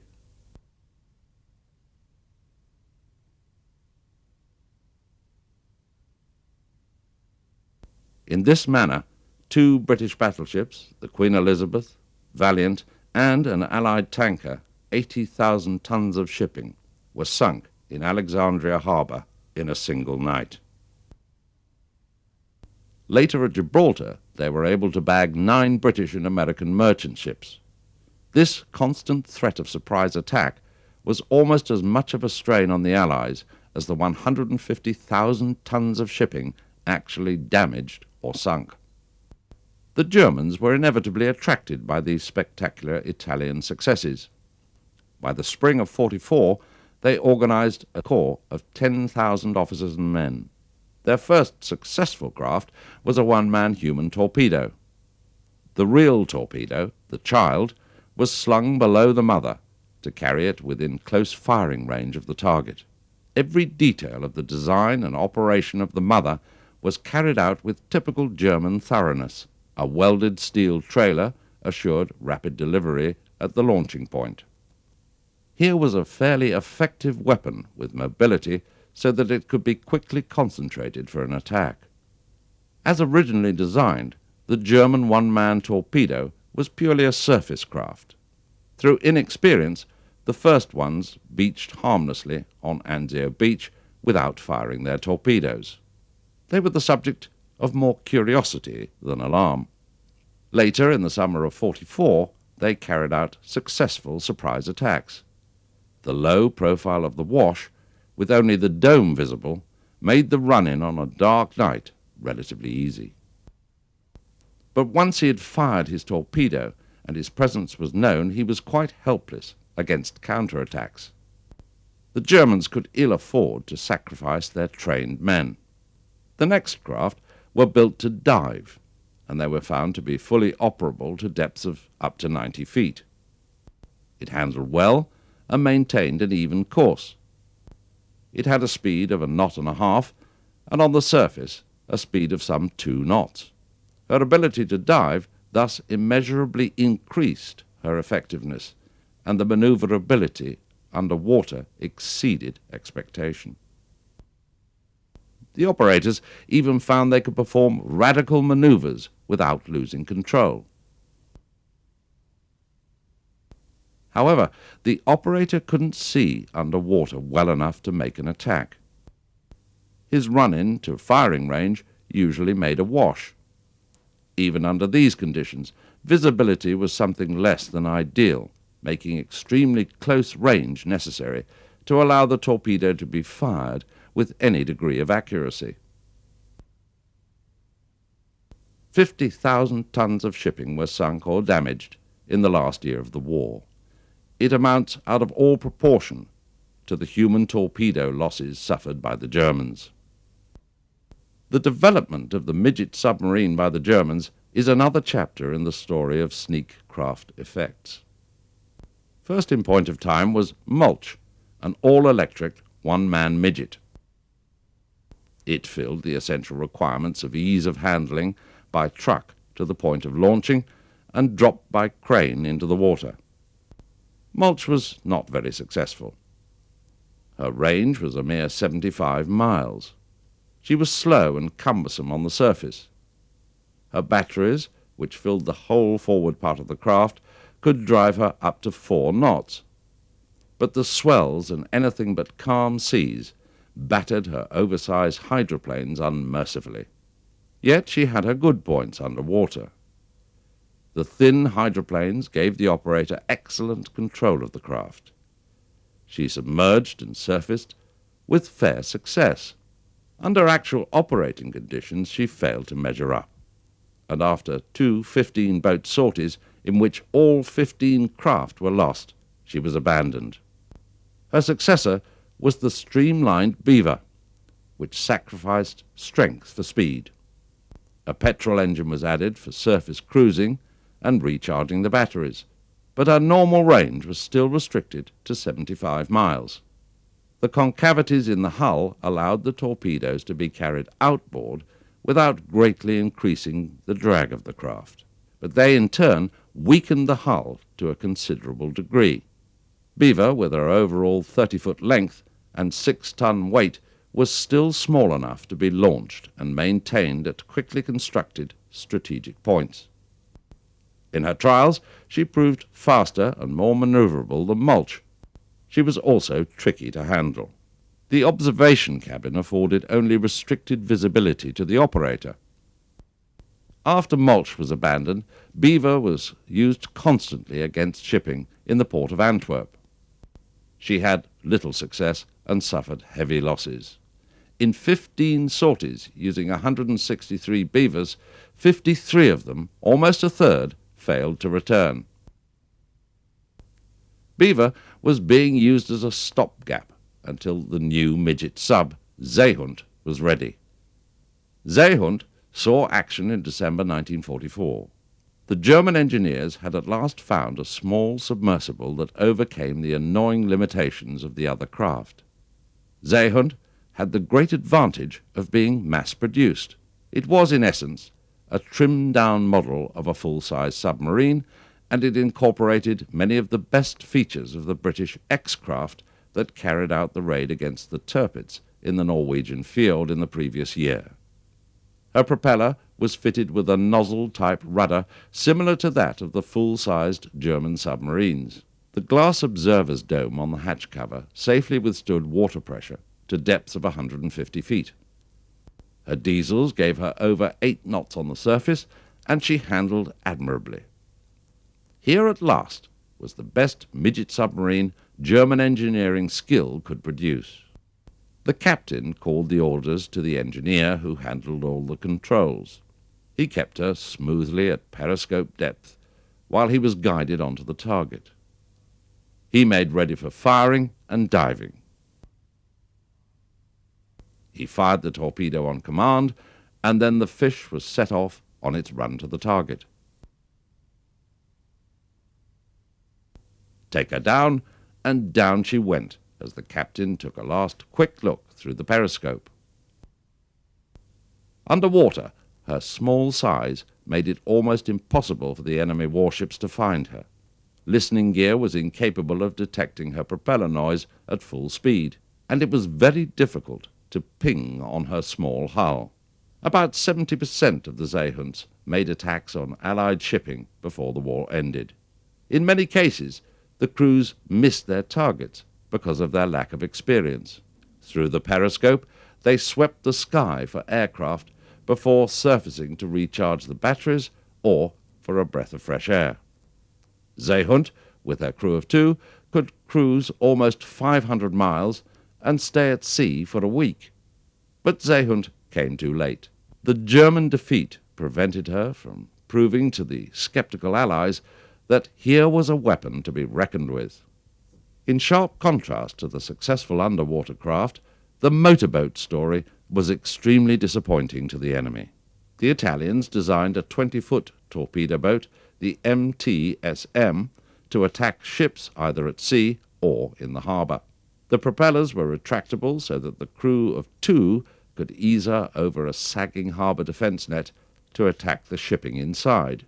Two Alfa Romeo engines, one on either side of the single torpedo tube, gave her a top speed of 32 knots. The torpedo was fired by aiming the boat directly at the target, and after firing, the boat was turned sharply away from the following torpedo. This was a fine theory that seldom worked out in practice, but the ship's gun crews were able to shoot most of the boats out of the water and drive off the attacks before any damage was done. The German version of the torpedo boat was the Wendelboot, a lean, streamlined craft with a single non-retractable prop. Two torpedoes were shot from the stern, so arranged that one was fired on the run-in. The other was fired during the retreat. In addition, her armament boasted two rocket launchers, one either side of the pilot house. Like the other sneak craft, she required comparatively calm seas for operation. Her high speed of 33 knots and the two rockets were supposed to disrupt enemy gun crews, giving her a better chance of getting within proper torpedo range. The Wendelboot made fine propaganda pictures for the Nazi newsreels, but her performance as an offensive weapon was no more impressive than her Italian counterpart. The explosive boat was a simpler method of delivering a charge to the target. The Italians had used this successfully in the last war, and continued to experiment in the 1920s and 30s. They developed a hull that planed beautifully, and an Alfa Romeo engine gave speeds of up to 30 knots. The combined propeller rudder could be swiveled at will. With a trained operator at the wheel, the usual type of torpedo net defence could be hurdled with comparative ease, although in actual operation the boat was sneaked over the net as quietly as possible under cover of darkness.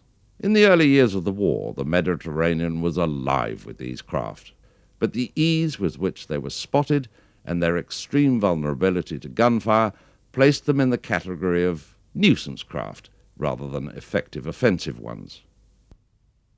Nevertheless, because it was a cheap way of delivering a massive 800-pound charge to its target, the Germans copied the Italian explosive boats.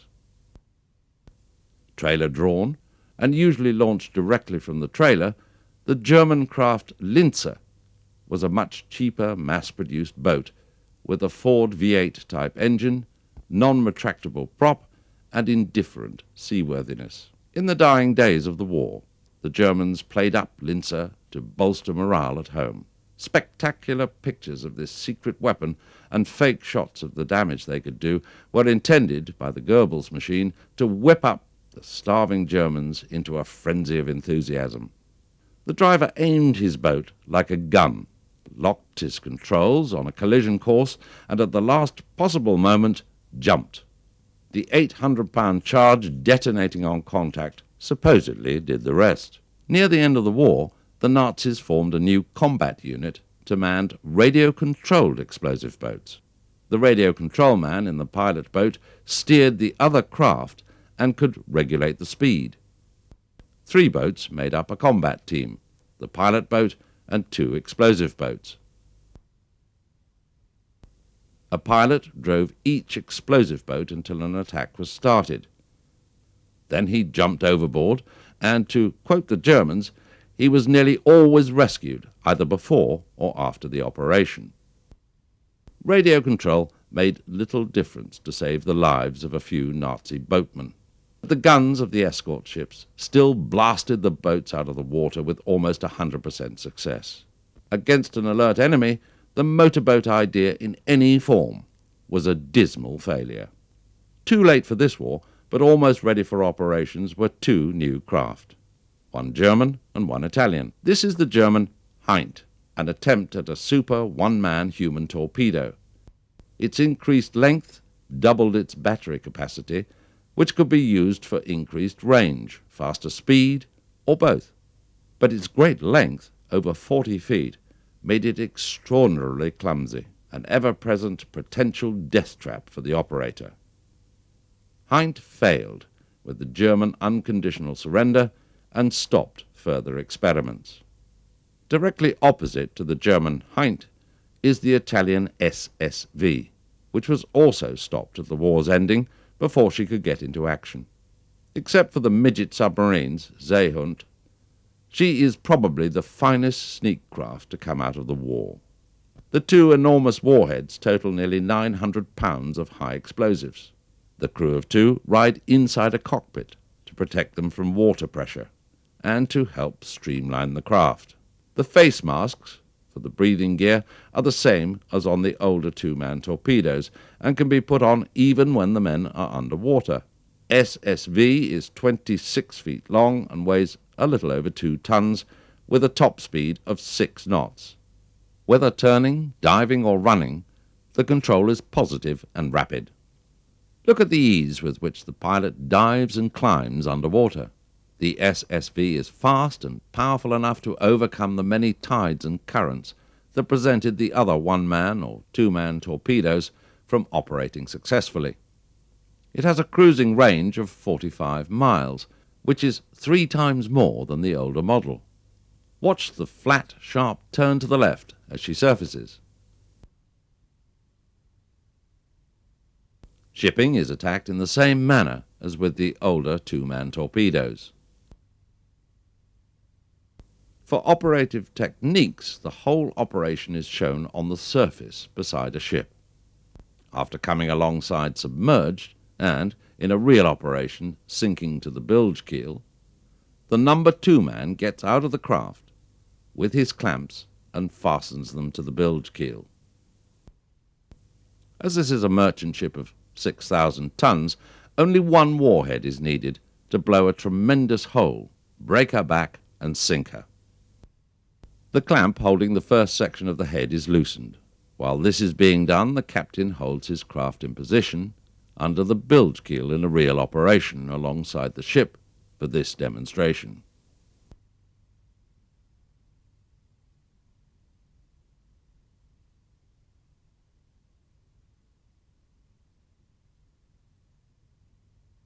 When the head is loose, a twist or two by the man underwater frees it from the craft. As it has only 2 pounds of constant buoyancy, it's easy to pull it under and fasten it to the hull.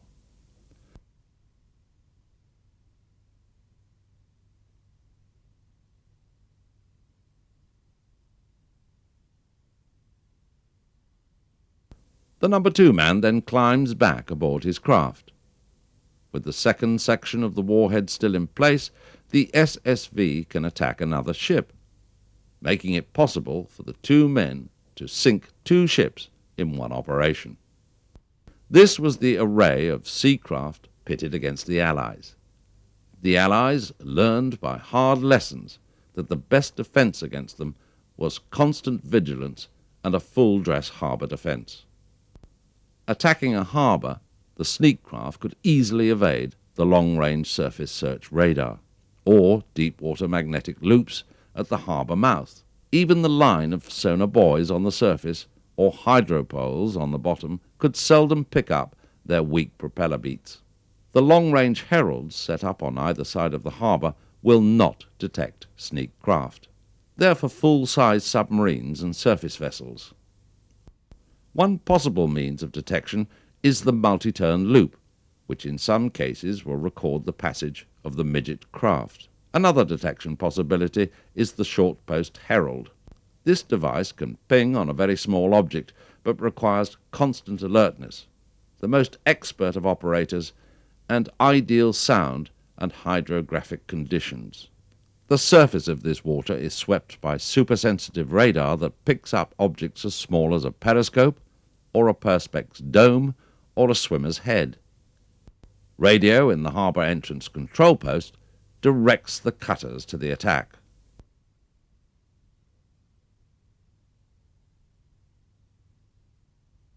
Torpedo nets are the last line of fixed defence. The latest and best stop torpedoes, one-man human torpedoes, midget subs, and with specially rigged surface elements, they stop motorboats. The two-man torpedoes and the swimmers are the only ones that can make their way past the net defences, using net cutters or slipping through the openings near to the shore.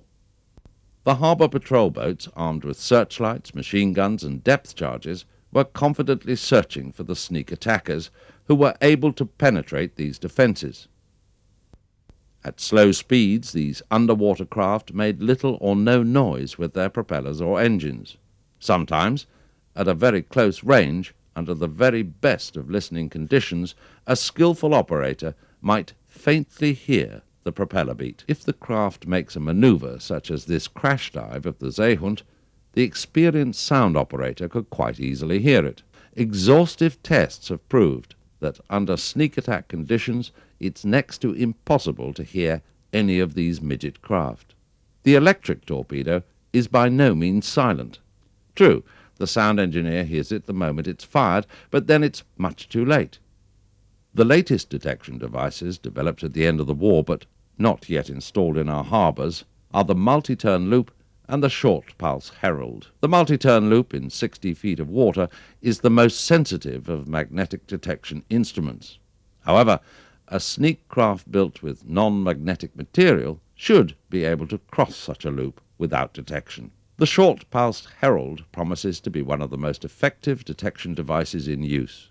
This device, with skillful operation, could detect sneak craft under average conditions. These and the radar were the newest weapons for harbour defence. The end of the war found that sneak craft that had been so crudely and hastily built for defence were about to become important secret weapons of offence. It needs little imagination to see what these craft could do, even to our largest shore installations, should they be equipped with new atomic weapons. To be secure is to keep well abreast of all future improvements in sneak weapons, and to press vigorously for the development of more dependable detection equipment and countermeasures, so that we may not be caught by this form of the opening gun of modern warfare, the sneak attack.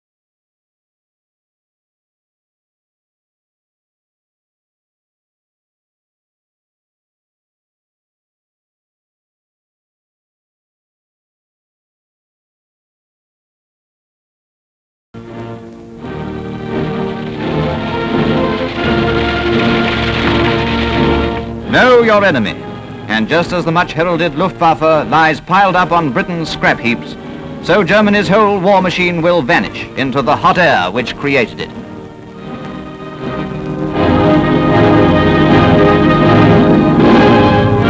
Parachute troops dropping swiftly to earth from flight upon flight of transport planes.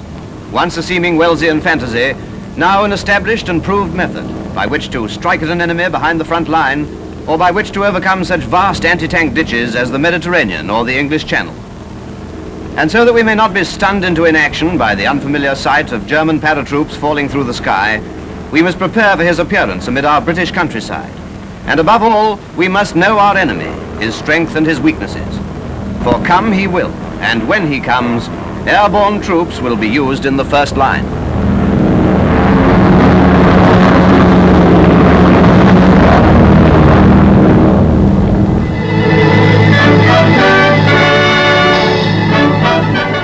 Off comes the lid and on come the principal actors. Nice little bunch of thugs, aren't they? Now you'll notice that these fellows have everything off the kitchen stove hanging round them, and therefore are likely to be the first platoon or section to make the jump. As such, they're given the added protection of machine carbines, Tommy guns to you and me, but the added danger of fouling their parachute cords and breaking their ruddy necks. For all but the first few, overalls are put on to cover the equipment, so that there's no danger of getting any projecting bits and pieces caught up when taking the final plunge. Their arms under the overalls consist only of a jackknife and the contents of that holster. Here is the contents, the .35 8-round Luger automatic, which all carry, but which cannot be brought into use until the descent is made and the equipment finally adjusted over the overalls. When jumping then, the paratroop is defenseless and to all intents and purposes unarmed. So for his convenience, containers are dropped, in which will be carried his weapons and ammunition. Also packed into them may be camouflaged ground sheets, which when buttoned together become his sleeping quarters if he gets the chance. Other items include explosives, smoke and perhaps tear gas bombs, small flamethrowers, spades and picks, and of course such things as MG34s with all types of mounting, spare barrels, grenades, carbines, ammunition, and the like, all packed carefully into position. See the inner protection given to the contents. Yet the natty way it's constructed to open up and deliver the goods. Off she goes now to the waiting plane, and here you can see that diagonal section of the affair, which makes for ease and speed in getting at their arms. A pretty heavy load, though, 4 chaps to carry it, and weighing over 300 pounds. Under the belly of the machine it goes. No, it's not the same one, is it? But remember, they can vary considerably. An interesting point here is the aluminium shock absorber, which is attached to the base of the container to take the shock when it lands. Carried in the center of the underside of the fuselage, in the bomb rack, it's released along with the paratroops, though of course being heavier than a man, it drops faster, and therefore lands first. Over the page again, and hello, here's an old pal, the standard paratroop carrying plane, the Ju-52. The 3 radial engines, remember the only normal 3-engine plane in use, the broad gap, and the wide elevators of her tailplane sticking out a mile. Meanwhile, in the plane itself, the paratroop awaits 0 hour. See the double chin strap of his special crash helmet. The second strap is attached to the back of it and prevents it from tipping forward over his eyes in the confusion of the jump. Over the side he goes. This cord, the static line, is attached to a wire in the plane and rips the parachute out of the pack on his back. Quick opening of the parachute enables him to drop quite close to Earth, from 300 to 400 feet in fact. The container is by now well on its way, dropping twice as quickly as a man. And this is the fellow you want to spot. Follow it down, cover it by fire, and when the paratroop comes for his arms, you've got a sitting target. You can easily spot the container. It might quite well have a different colored parachute from the rest of the bunch, but of course you can tell it by its inanimate, lifeless look as it swings solidly to Earth. Rather different, you'll agree, from the parachute which suspends a man, who will probably be doing a lively version of the boogie-woogie if you've started the ball rolling by firing at his feet.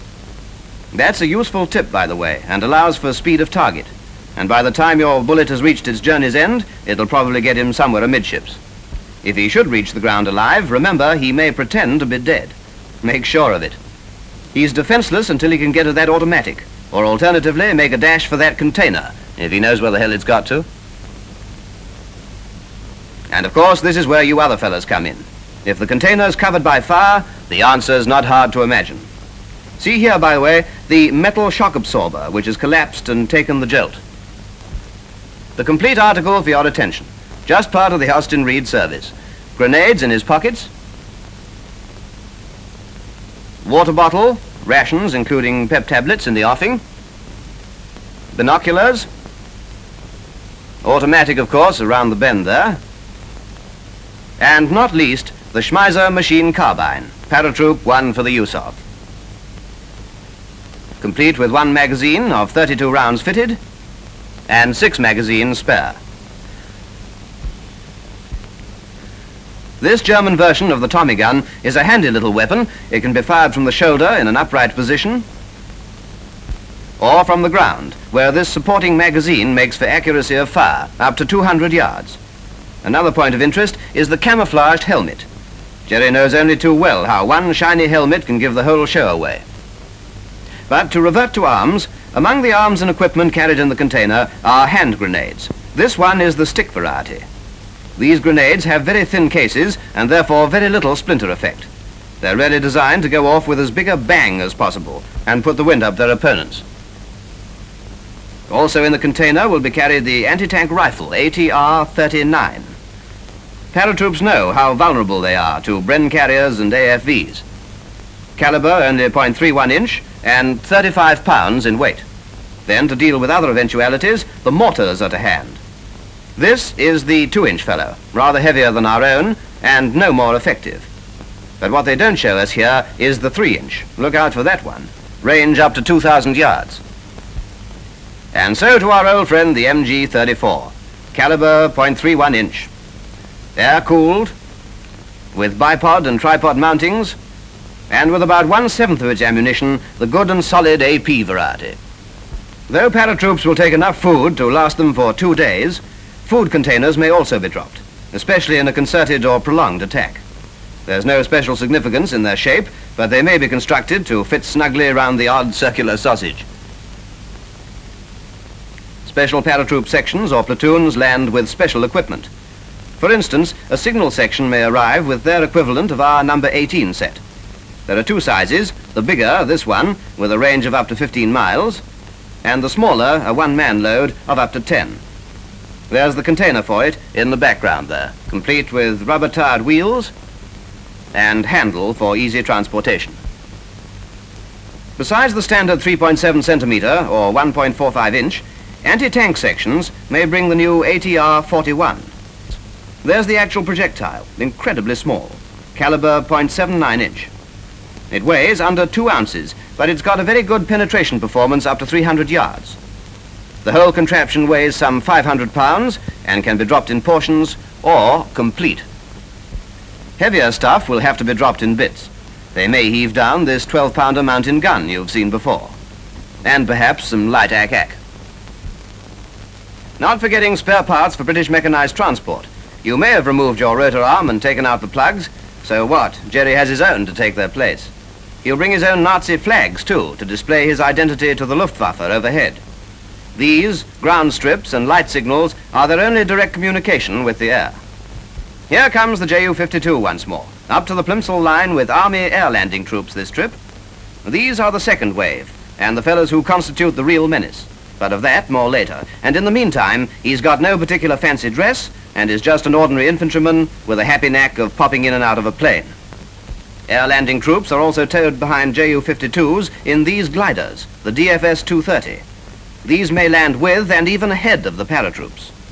And like them will be specialist Air Force shock troops. The gliders, when released, control their flight by means of flaps and select their own landing places. Inside the contraption, space is very limited indeed. But these fellows will be as well armed and equipped as their buddies in the 52s. See how they all sit, single file, alongside the windows, which appear under the wing in the belly of the machine. So a few well-aimed rounds in this area, and more particularly at where the pilot sits up front there, will put the whole thing permanently to sleep and everybody else in it. So much for the study of the airborne troop, his arms and his equipment.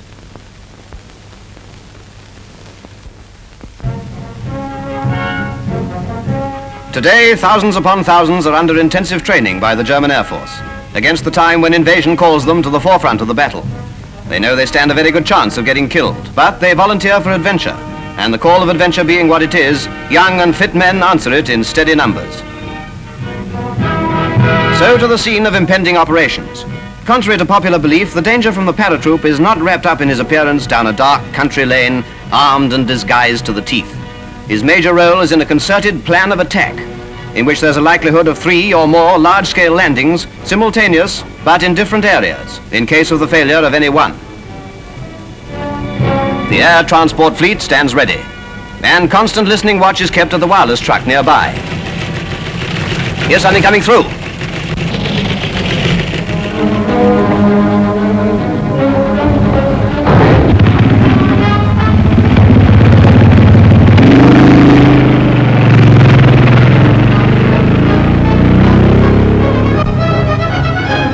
This looks like action. Weapons are given a final check over and packed carefully away.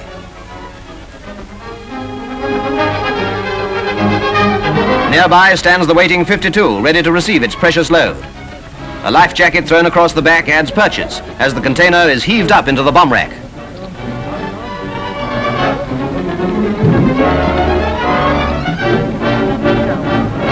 Over to the paratroops, donning overalls over equipment and automatic. Helmets securely fitted, parachute harness tightened and made safe. Knee pads to protect that delicate joint from damage on landing. Gloves will be worn to the same effect. And so to a final check-over to make sure that nothing can come adrift, and then a dozen at a time, or less when special equipment is to hand, into the 52 they pile. All aboard? Right, let her go.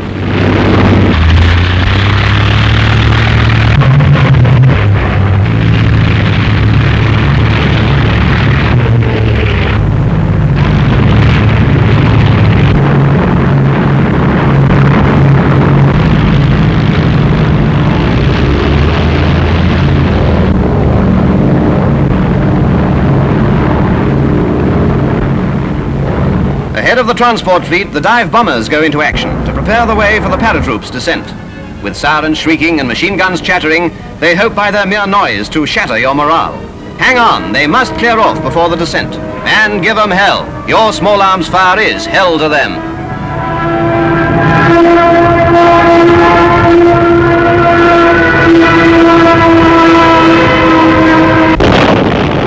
Close on the 87Bs come the 110s, with an eye on the main chance of shooting up aerodromes and grounding the opposition.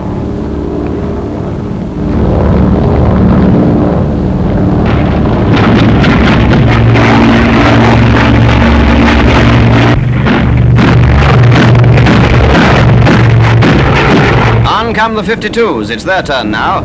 As the paratroops sit waiting to go over the side, their thoughts must be very mixed.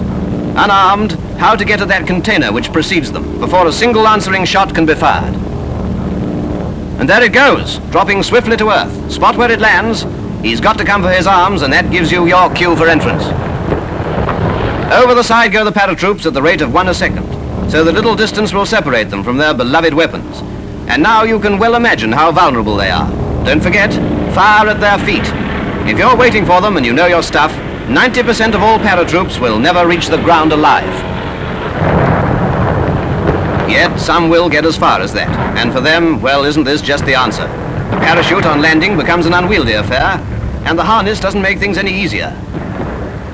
What a target he makes as he struggles to free himself. And in case any still remain in one piece, here's your chance with that covering fire. Over to another sector, and again we see that several large-scale landings are likely to be made in different areas. Watch these parachutes. They don't take long to get there. Not more than 20 seconds, in fact, so you've definitely got to get moving. Here comes the third load. Initial objective, the bridge this time.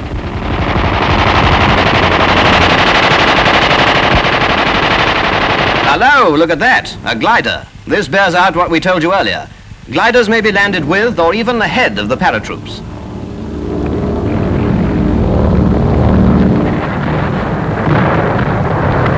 So from the initial cover of wood and scrub, where they may well have gone to ground to recover their morale and join up with other parties, so on with the job. Almost their first requirement now will be transport. Be warned. Remember, the Hun carries rotor arms and spares of many types. Drain unwanted petrol tanks, guard unattended lorries, and deny that unknown passenger a lift. They'll be after draft animals too for haulage purposes once the air landing troops arrive. Even April the 5th here may be pressed into service. They're off. Whoops, very nearly anyway. Paratroops then, not forgetting glider troops, are the spearhead of airborne invasion, making for airfields and landing grounds, capturing strong points and emplacements, attacking lines of communication, clearing obstructions, making good beaches near a port. In fact, securing every facility and initial advantage for the close following air landing troops.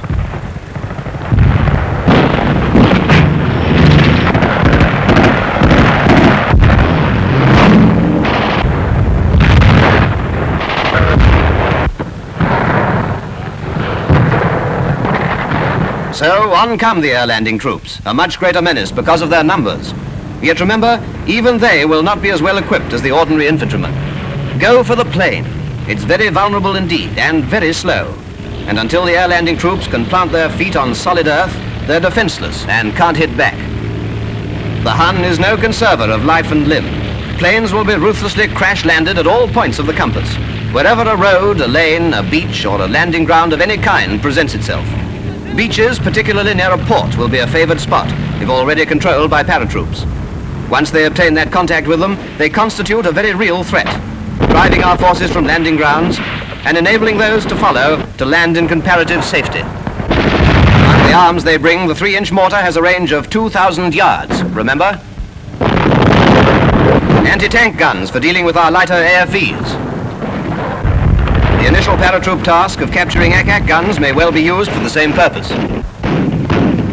Meanwhile, the 52s keep coming.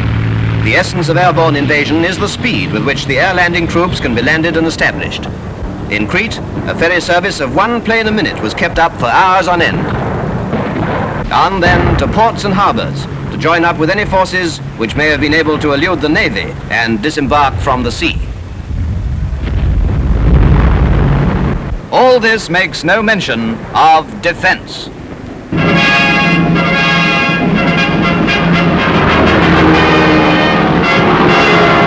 Our first line of defense is in the air. RAF and Ack-Ack are our first reply to the airborne forces which may be sent against us.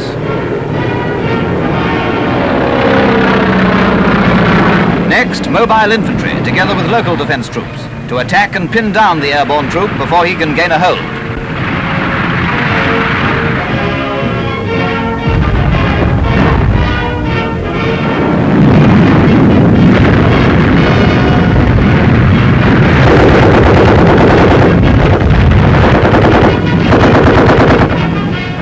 And lastly, tanks and artillery. These are the weapons which Jerry will come up against if by any mere chance he should establish himself in force.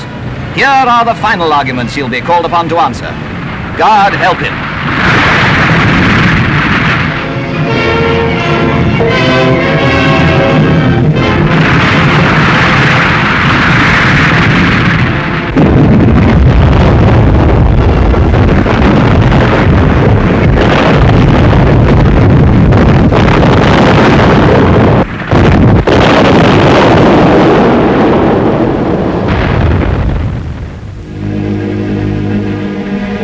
The airborne troop is no bogeyman, no mysterious black magic individual with supernatural powers of attack and endurance. Yet, if we are to be invaded, they will come in their hundreds and their thousands by air.